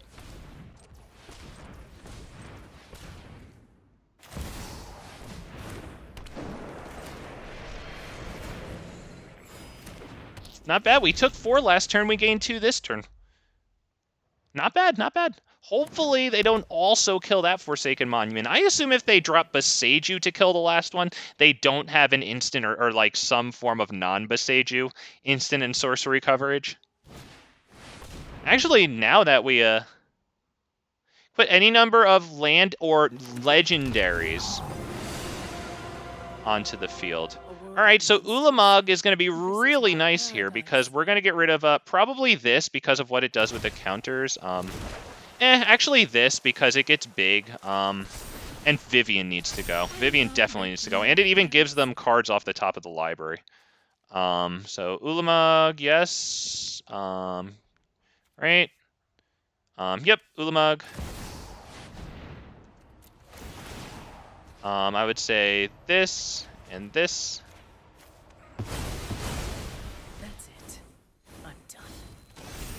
We will attack with this. Yes, yes. And we'll just throw down the other dork. Alright, we hope for the best, because at this point we're top decking. We don't have any of those Hedron Archives to draw, or the Mazemind Tomes also to draw. We do have Ulamog. He's kind of preventing more damage than he's dealing. But I mean, you know, nevertheless, since we got rid of Vivian, they're not putting out one of these tokens every turn. He doesn't have Trample, but I mean, he does swing in 12/12 Indestructible, so they have to block him. They have an easy block here the first turn. We also have the 4/4s, though, so that's good.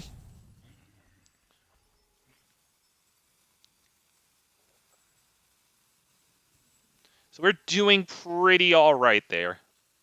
They did a good job holding us back, but it looked like this one rigged the draw in our favor. And we'll definitely see, based on this top deck, what the hell kind of rigging's going on.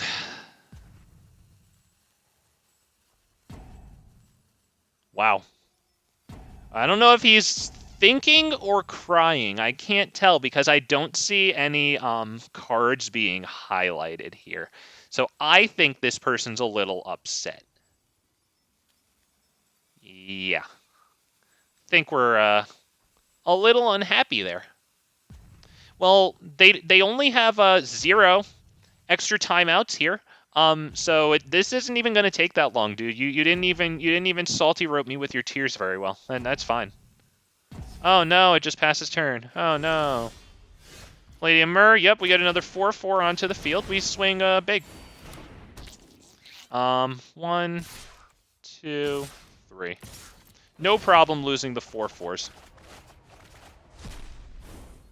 Because then what are they going to do if they commit to blocking them and losing a creature? You know, then they'll have even less on their field.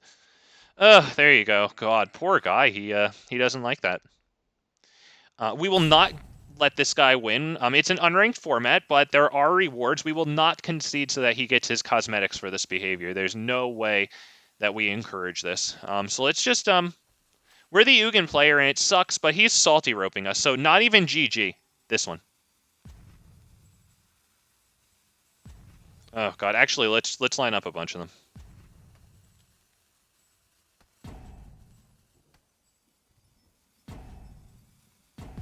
Fucking idiot.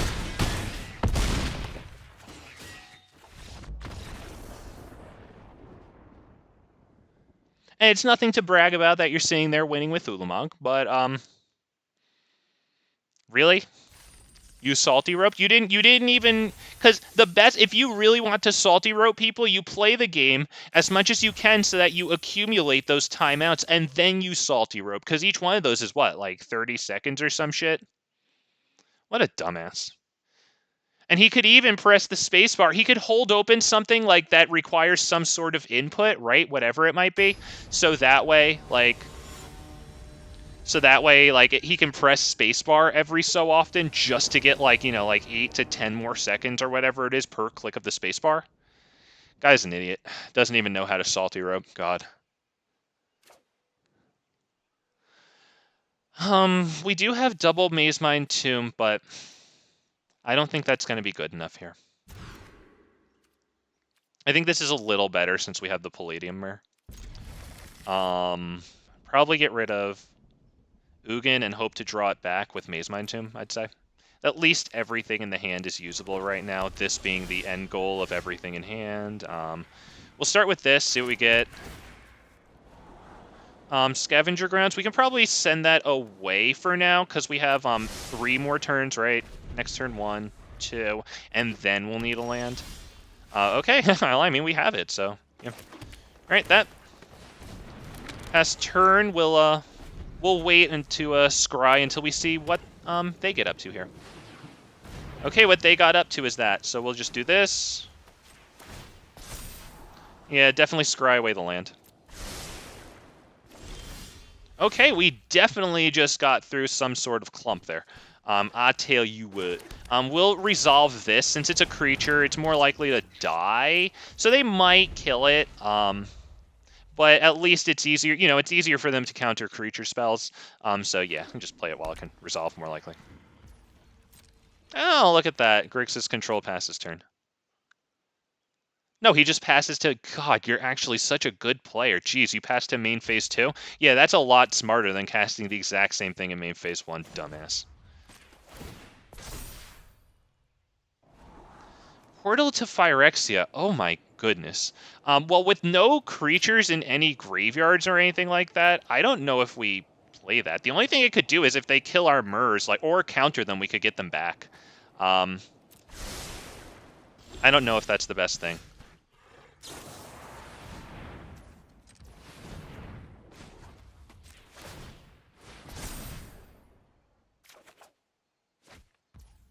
Okay. Yeah, okay, so we couldn't use it this turn for a mana, but at least we got a draw out of this instead of the Scry. They have 1 mana open. It taps for blue, so they could hit some sort of Spell Pierce.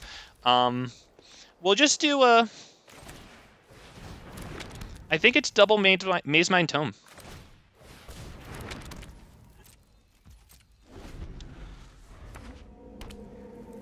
We'll Scry with either one or both of them. Terror of the Peaks. That's going to be pretty brutal. So we need to get this guy out so that we can start gaining life. Ugin the Spirit Dragon is extremely good. That's what we want. Okay. 1, 2, 3, 4, 5. This. Yes, please. And then we, pass turn, I suppose. Yes. Now, we have, 2 sources of colorless here. This one might get blown up, especially if they play another Terror of the Peaks. So that one's looking like it's getting blown up, so it tanks 5 damage for us. Nevertheless, this is not looking super good. We'll draw a card here. We basically need a source of colorless mana, like a colorless land. So let's scry until we get that. There it is. Because that's 2, 4, 6, 7, 8. That's Ugin. Yep. -5. How's your sister? Hey, what's happening? I like it, though. Grixis Terror of the Peaks. Cool, man. And I would assume they're 1,000,000% running Fable of the Mirror Breaker because it's like the perfect combo with Terror of the Peaks. Right? Because it puts in another creature, like another Terror of the Peaks, and that's just insanity.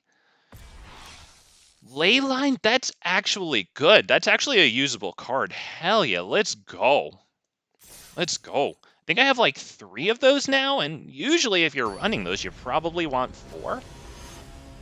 Let's go. Hell yeah.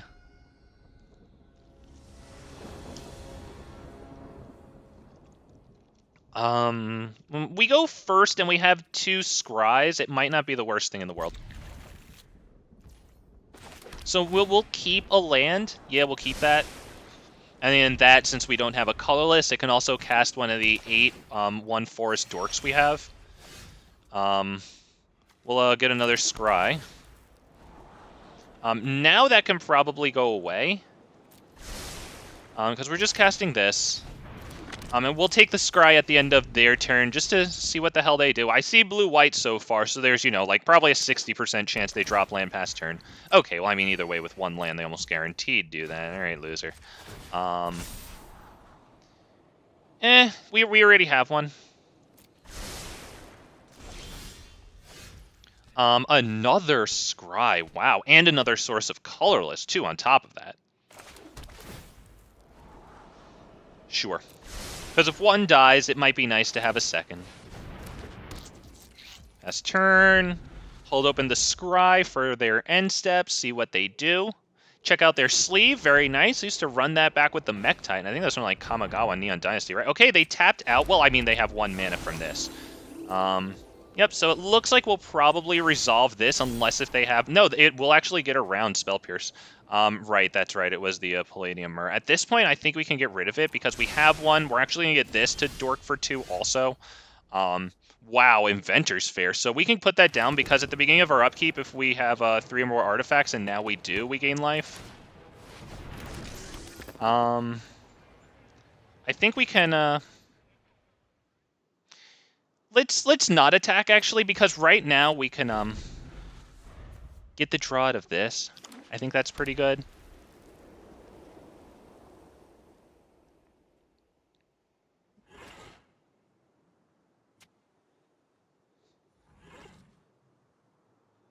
Maybe they're debating a board wipe?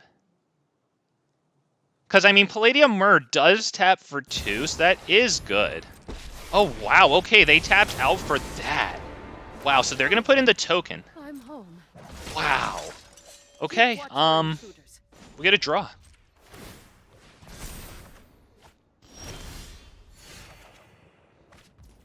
Okay. Hang on. 1, 2, 3, 4, 5. Okay, and then, or actually, 1, 2, 3, 4, 5, and then we would have 8 mana. Holy shit, this is not looking good for this dude. 1, 2, 3, 4, 5. -4.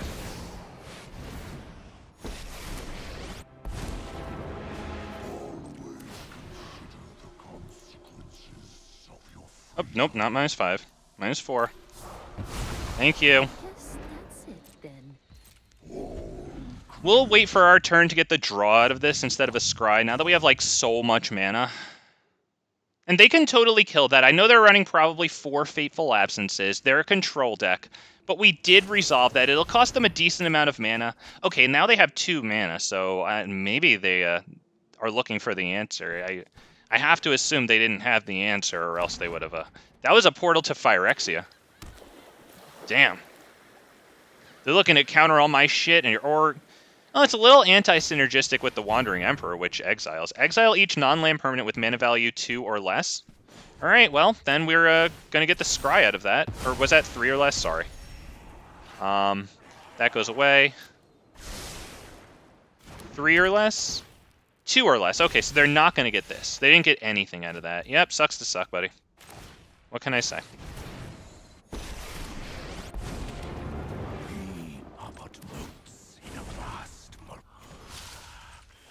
Secrets manifest. Consider this a warning. Wow, this dude got out-controlled. And good game, because, I've been getting my butt kicked for, like, before the last couple of games, I got destroyed for, like, a bunch in a row. Return from grave to battlefield. Oh, shit. Okay. So I have to sacrifice creatures, which sucks, but at least I get something from this. I don't know what creatures are in graveyards. Like, they're gonna get my Palladium Myr. What else? Yeah, nothing else. So, I mean, honestly, like, all things considered, we kind of got off easy with that one. And the Ugin things, when they die, like, we get card advantage out of that. So, like, I'm not even mad.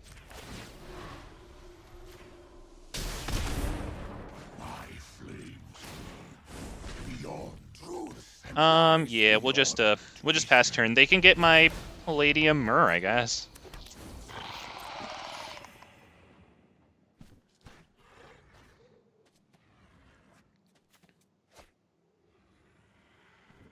Good stuff, good stuff.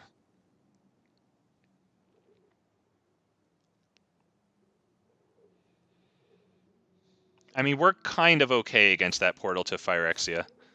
Like, until Ulamog winds up in our graveyard and they take that back. And honestly, as long as we keep producing creatures with this, then they have to wipe, which gives us card advantage. We'll have a spare Ugin in hand, which we don't really need, to be honest.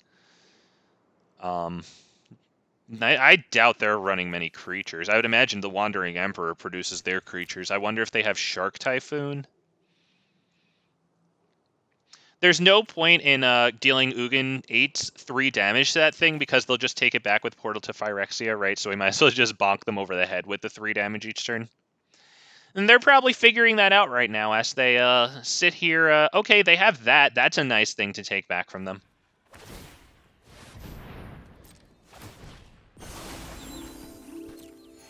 So we might need to use Inventors Fair to go grab Portal to Phyrexia ourselves so that we can take that shit back from them. Although it looks like they'll sacrifice it, it'll go back to them. This is actually going to be tough. They might have this.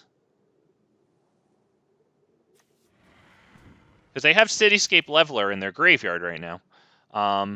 They don't have the mana to cast that thing again right here. I'm sure they have one in their hand right now. Temporary lockdown. Exile each permanent with mana value 2 or less. Okay, so we get the next Ugin in our hand. Yeah.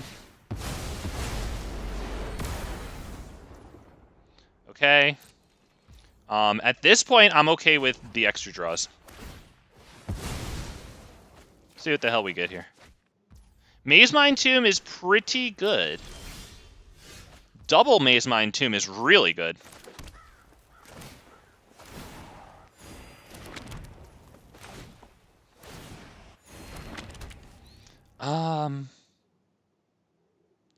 Let's see. I might need to get the portal to Phyrexia down now, so that way, because they're just going to bring it back from their graveyard. Do I have something to...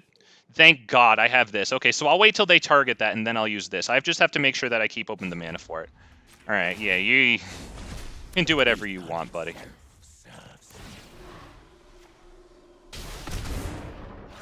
Actually, I'm going to make sure to tap the right lands here. There's no way I'm going to let it tap this, and I know it fucking will. I know it will. As a matter of fact, let's see. Okay, it's not doing it, but I'm still making sure to manually tap.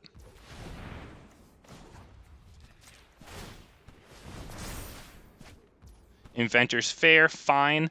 Okay, we pass turn. Yep, resolve the ability. Now it actually targets... Oh, wait, that happened like that. Okay, when it's cast, right? Okay, when it attacks or when it... Okay, cool. I thought it would actually point to it, and then I'd be able to do it.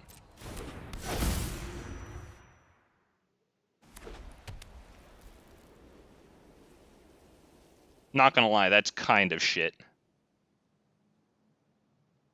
Now I have to kill this with Ugin, so it looks like they might have this one.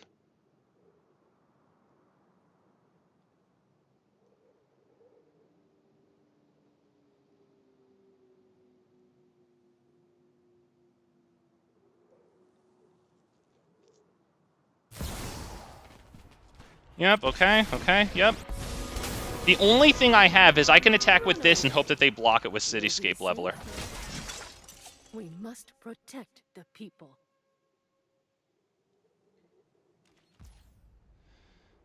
Okay, yep. Yeah, this is not looking good after that one. Okay, let's see. The only thing that I can do here is the following. 1, 2...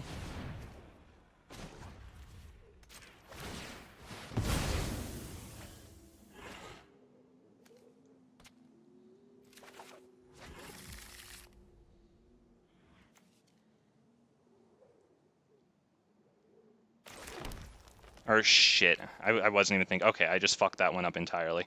Very good. So 1, 2, 3, 4, 5, 6, 7. Have them sacrifice, and then they just bring it back. But at least it won't attack, so that's actually not bad, to be honest. I'll take it. 5, 6, 7. This. Their own portal to Phyrexia going. They have to sacrifice everything. We unfortunately have to do this.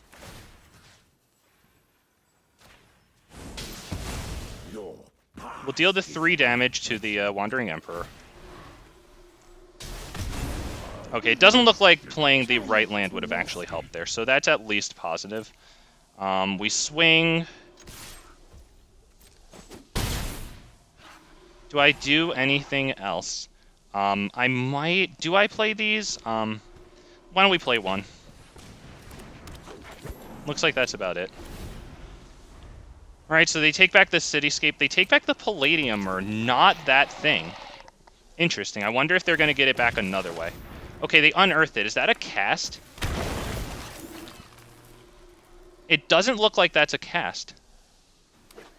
It's return it from grave to battlefield. Okay, but they still attack, which really sucks. But still, if they attack, they miss out on a blocker. Yep. So destroy. Yeah, that sucks. Yep. We actually get this. Does it have trample? Okay. Yes. There's no point. Okay. So that looks like it's probably about it. Unless if we get another portal to Phyrexia. Now it gets exiled, or does it get exiled? Okay, at least it gets exiled. Alright, let's use one of these right now and just start scrying. We're on thin ice here. Let's put that one away. Our turn. Yep, resolve. We get a creature out of a graveyard or a battlefield. They have to discard a card. They better not discard a creature. We'll probably just grab... Okay, we can't even grab a Palladium Myr with it, so fine. We drop the Inventors Fair, I guess. Okay. Ugin. Okay, so we can start with some draws. Why don't we start with this one?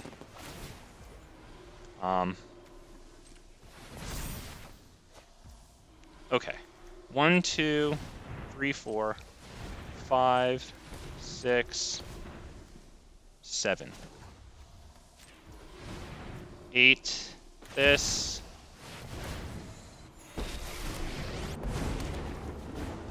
We are going to plus it to deal this, because they'll just take back our Palladium Myr, so it doesn't really make sense to bother.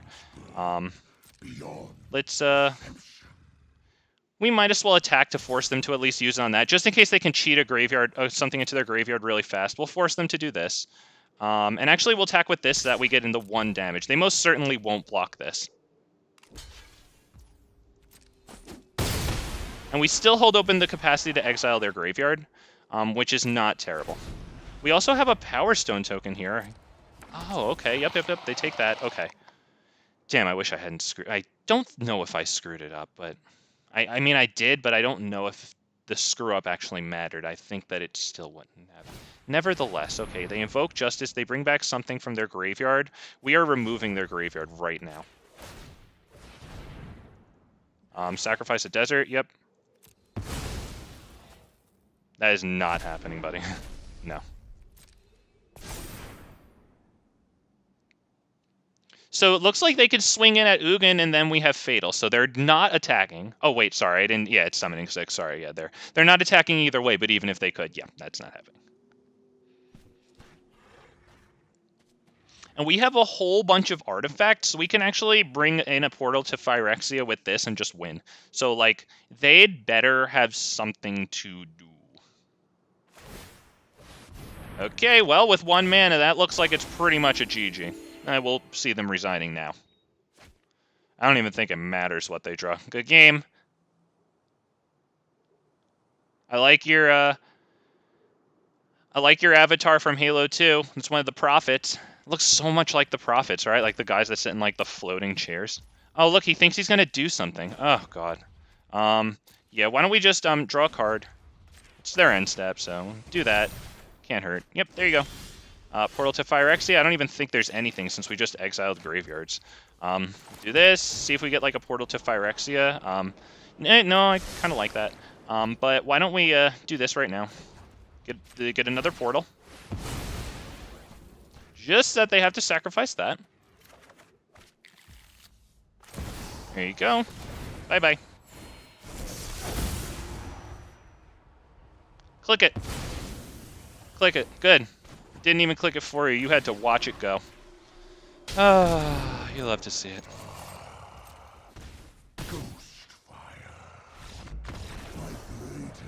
Trying to use my cards. I could fuck up and still beat you, buddy. And I suck. Ugh, good game. Very nice. You'll love to see it. I think we'll try one more. That definitely took a while. I was hoping to leave at about the 1 hour mark left there. But nevertheless, we get a little more at the Explorer All Access event. Boys and girls, I don't know how often this comes around, but if you're fortunate enough to have some free time when it does come around, give them hell, boys and girls. Play that favorite deck that you've been looking at. Go to town on a very powerful deck if that is your will. Just give them hell. Give them hell from you and from me. Because I don't want to mulligan down to 5. It's not the worst thing in the whole entire universe. It's not good. But if we drop Portal to Phyrexia, yes, please. We'll get it. There it is. We might just get into something good. So I want to thank you all for your time, for your energy, you know, while you're here watching Big Fat MTG. If you'd be so kind, if you had a good time, if you want to support the channel, you know, oh yeah, Prick Grimes, he knows. He knows. He took one look. You know what it was? It was these. He knew full and damn well who it is. Look at that. Isn't that fun? That's fun. He just wanted to concede and give me my cosmetics. I already have them. He knew that that we got the superior sleeves there. Good game. But yeah, nevertheless, any likes on the stream help it get out to more people, so that'd be greatly appreciated.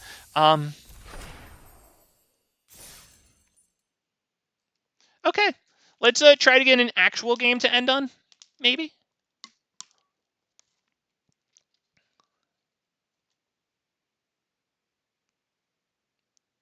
Okay, currently waiting. Hopefully not for somebody playing Liliana. Oh. Let's go. Wow.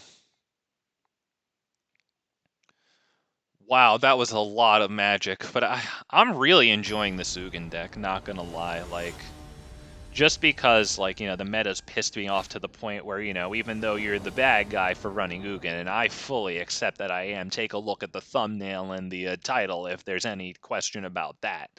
But, yeah, kind of enjoying myself here. We keep 7 because we're fortunate enough to have something coherent here. We don't have a 2 or a 3 drop, but at least we have 2 little dorks here. I mean, oh, wow. 1 little, 2 little, 3 little dorklets. Oh, cool, okay. But they dropped red, but they didn't kill the Elvish Mystic, so we have a chance here. We're actually going to drop Palladium Myr. Fine, I guess. Maybe it might be best to have something... I don't know. Let's just drop freaking Palladium Myr. Pass turn. Because that could bring us right into Forsaken Monument. We'll have, with this, we'll have 1, 2, 3 lands that tap for colorless, and then this thing too, which is a little easier for them to destroy. I mean, as we see right there. That kind of stinks, but nevertheless, we can do this. You know what? Yeah, because if they, like, kill all of our dorks, like, we might need that. We're actually just going to drop one of... I mean, I can only drop one of them now, but either way, the plan was for 1, right? To get around wipe, since we know they're running main board 3 damage to each creature and each planeswalker. Probably thank Liliana for seeing that. To be perfectly honest, we'll drop that. And we get the Forsaken Monument. Now, we hope it doesn't get abraded.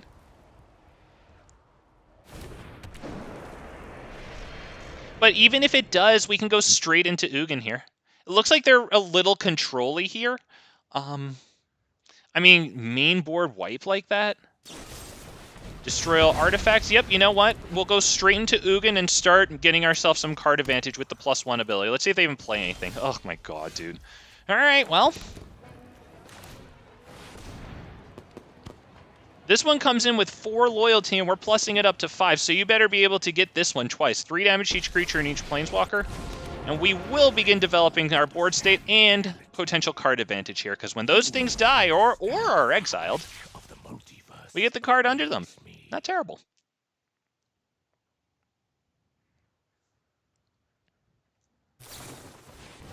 All right, dude who's been driven to play like this. I wonder if he's playing Arcane Bombardment. Feels like he might be going Arcane Bombardment, doesn't it? Let's see, we have 1, 2, 3, 4, 5, so 6. He has enough for Arcane Bombardment, if that's what he's running. It costs 6, he has 7 with his treasures. Burn down the house. Damn, okay, so we do get that card. It's not the best thing here, but you know what? Actually, it's not terrible, because if they are running Arcane Bombardment and we can exile their graveyard before they can, like, even do stuff, that's not the worst thing in the universe. We're actually going to play this into the Palladium Myr. Do we? Actually, no, I'm not going to, because they've been killing so many artifacts and stuff. So if I played Palladium Myr, I wouldn't have any mana that I could be ready to tap, right, for its ability. Because if they want to destroy that, then, yeah, I'm going to make sure to tap and sack it. So, yeah. Yep, we'll drop that. We'll drop this.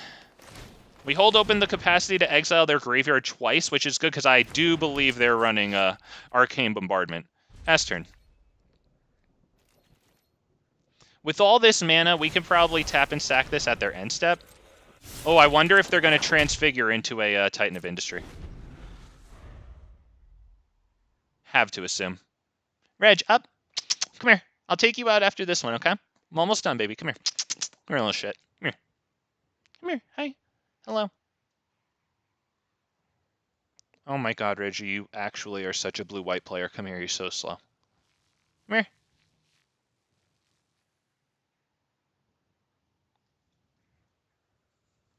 Good boy. Good boy, there you go. Once again, that's my dog.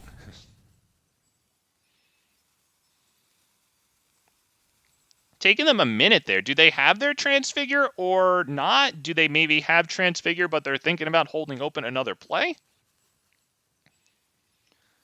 Okay, I mean, they're here. They're very much here. Yeah, okay, so, yeah, it looks like they might get into a, like, 2 or 3 Titans of Industry here. This is going to be bad.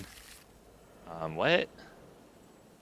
For each permanent card, its controller reveals card from top of library until they... Oh, wow. Okay, well, I mean, honestly, it's only 1 Titan of Industry. So they'll probably try to destroy the Helix, or the Hedron Archive. We'll tap and sack it. That's why we kept mana open. Anyway, so, yeah, Palladium Myr probably dies. That's a useless thing, but either way, we have to sacrifice the Palladium Myr, which sucks, but we have 1, 2, 3, 4, 5, 7 mana. We actually got Ugin there, which is pretty good. So they didn't give this a what's it called, a shield counter, but nevertheless, we can't really kill it because either way, they just bring it back with a portal to Phyrexia. So that's not looking too good for us. The only thing I could do is probably plus Ugin and put in the 2/2. Just to get us closer to an Ugin, which is what we actually need. Not like Ulamog's in our graveyard. That would stink. This. And pass turn. Hopefully Llanowar Elves lives because we can double block the Titan of Industry and keep our Ugin up for another turn so that we can +1 it again.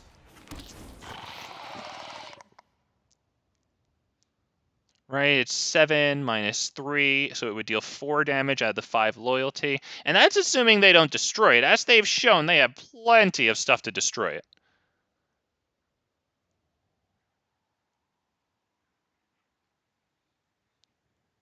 Christ, dude, could you make the last game of my stream less miserable? You make me want to face a blue-white player. They get a lot of the shit from me, but honestly, this is the guy who fucking deserves it, because you're playing red-green, dude. That's what I play, and you are not representing blue-green or red-green very well. Oh god, it's probably going to be another portal. Alright, another Titan. Jesus. I would assume they destroy target artifact and enchantment on the Mazemind Tome. That's a good play. Dude, it's not that fucking hard. I have 1 artifact.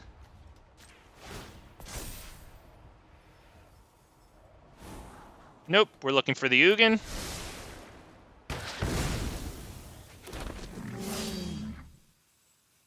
So we really need the Ugin the Spirit Dragon because -7, yeah, it'll die, but it'll take these and it'll exile them so they can't even get it back with Portal.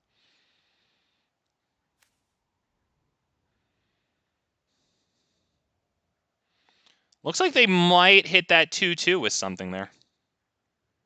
Which would suck because then we lose Ugin, which is like, I would love to +1 him again.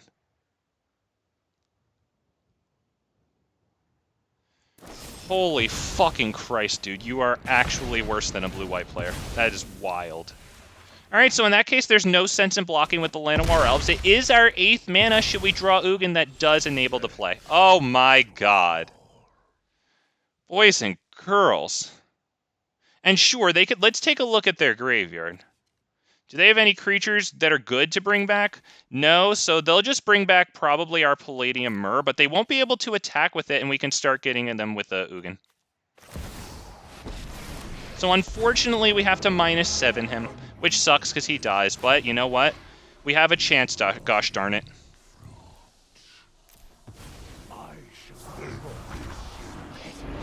And thankfully, those get exiled, so you can go ahead, you can take my Palladium Myrs, that is annoying. My dude, it's not that hard. It's eeny, meeny, miny, mo stuff. I have 2 creatures in the whole deck, pretty much. I mean, Elvish and Llanowar are the same, and this. And then, since I don't have Ulamog, and it's like there's not a choice, obviously you take Ulamog. So what are you doing? What are you doing? Your brain is actually a potato, my dude. Okay, they get a nice little ramp there. It's kind of inconsequential, but it does thin out their library, which is probably the best thing that it does. That is pretty good. We can go Ugin and Llanowar, and then next turn do this. I think that's what we do.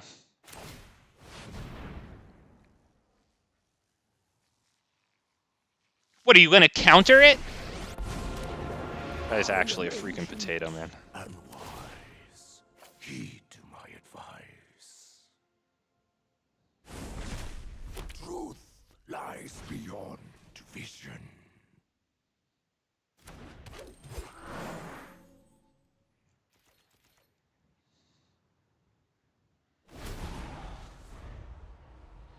Alright, you can get another Palladium Myr.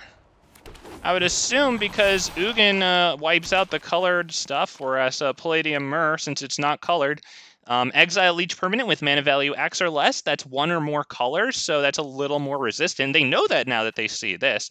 And they don't have another Palladium Myr? I thought they might have another one. Okay. Well, then that's the only thing they could have done.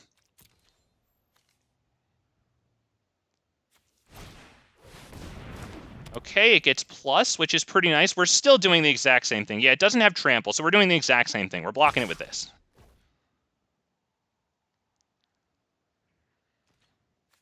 Okay, gets us a nice card in... Oh, yes. There it is.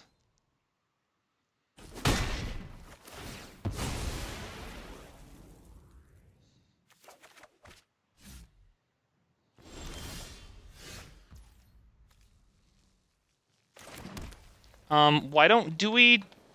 I don't think we, I think we -3 Ugin, and it'll kill even this enchantment. Yeah, I think that's the way to go here. Let's see how much of it they can take. I stood through your freaking portal to Phyrexia.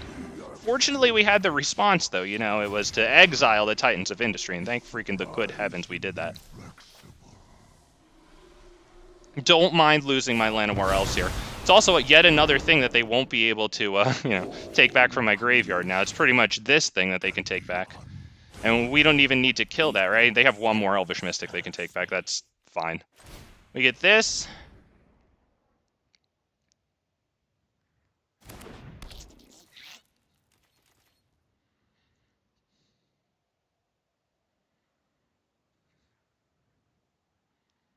Alright, so please don't top deck your thing that lets you freaking go into your really good spells. Oh, they exiled that, so now they're not going to be taking that back with their portal to Phyrexia.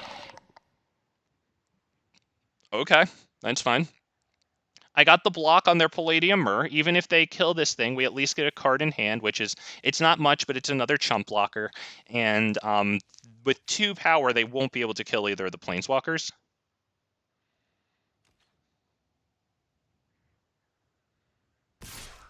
Yep, that's fine. Because, yeah, both things are going to die. They'll just take this back, but at least when they take it back, it won't be able to attack, right? So that's good. Saves us a teeny-weeny bit of headache. Saves us 1 headache. Okay, buddy, what are we doing?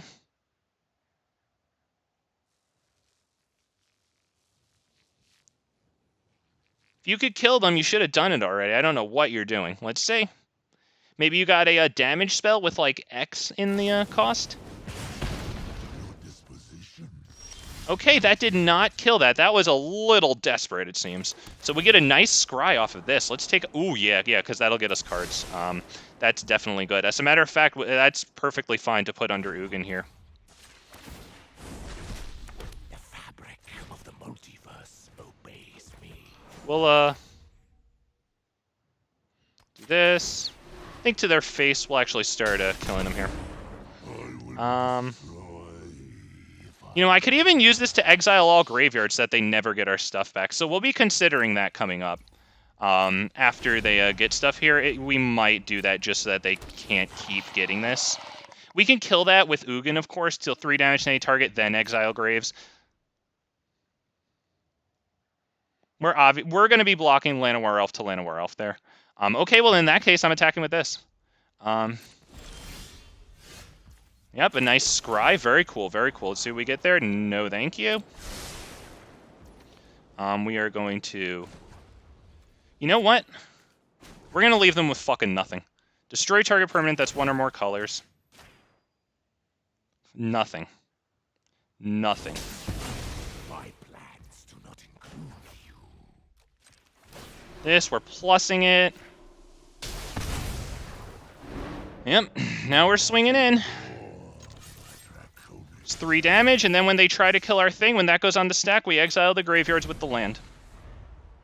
What do you want? You want my shit? Get out of my graveyard, loser.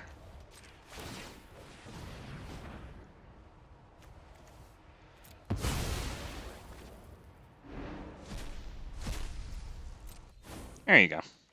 I think that's a little better. And they can still do stuff. They have that crazy, you know, sacrifice stuff, get other things. But yeah, this isn't looking for good for them at this point. Oh, that's nice.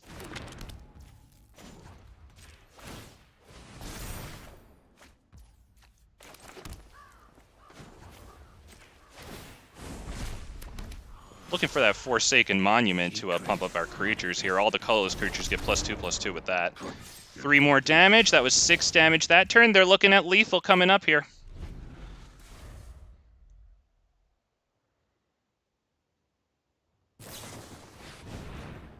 Okay, it does get them 2 more cards. That's good. I don't know if that's it, buddy.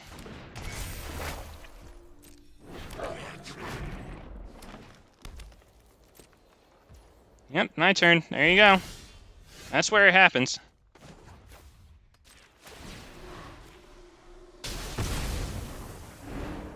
I will destroy if I must. Wow. Truth lies beyond vision.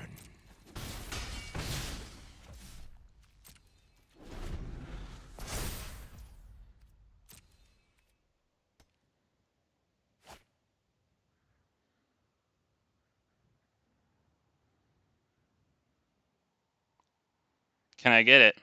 Can I get it? Doesn't look good. I don't know. Maybe it's the exact thing they needed.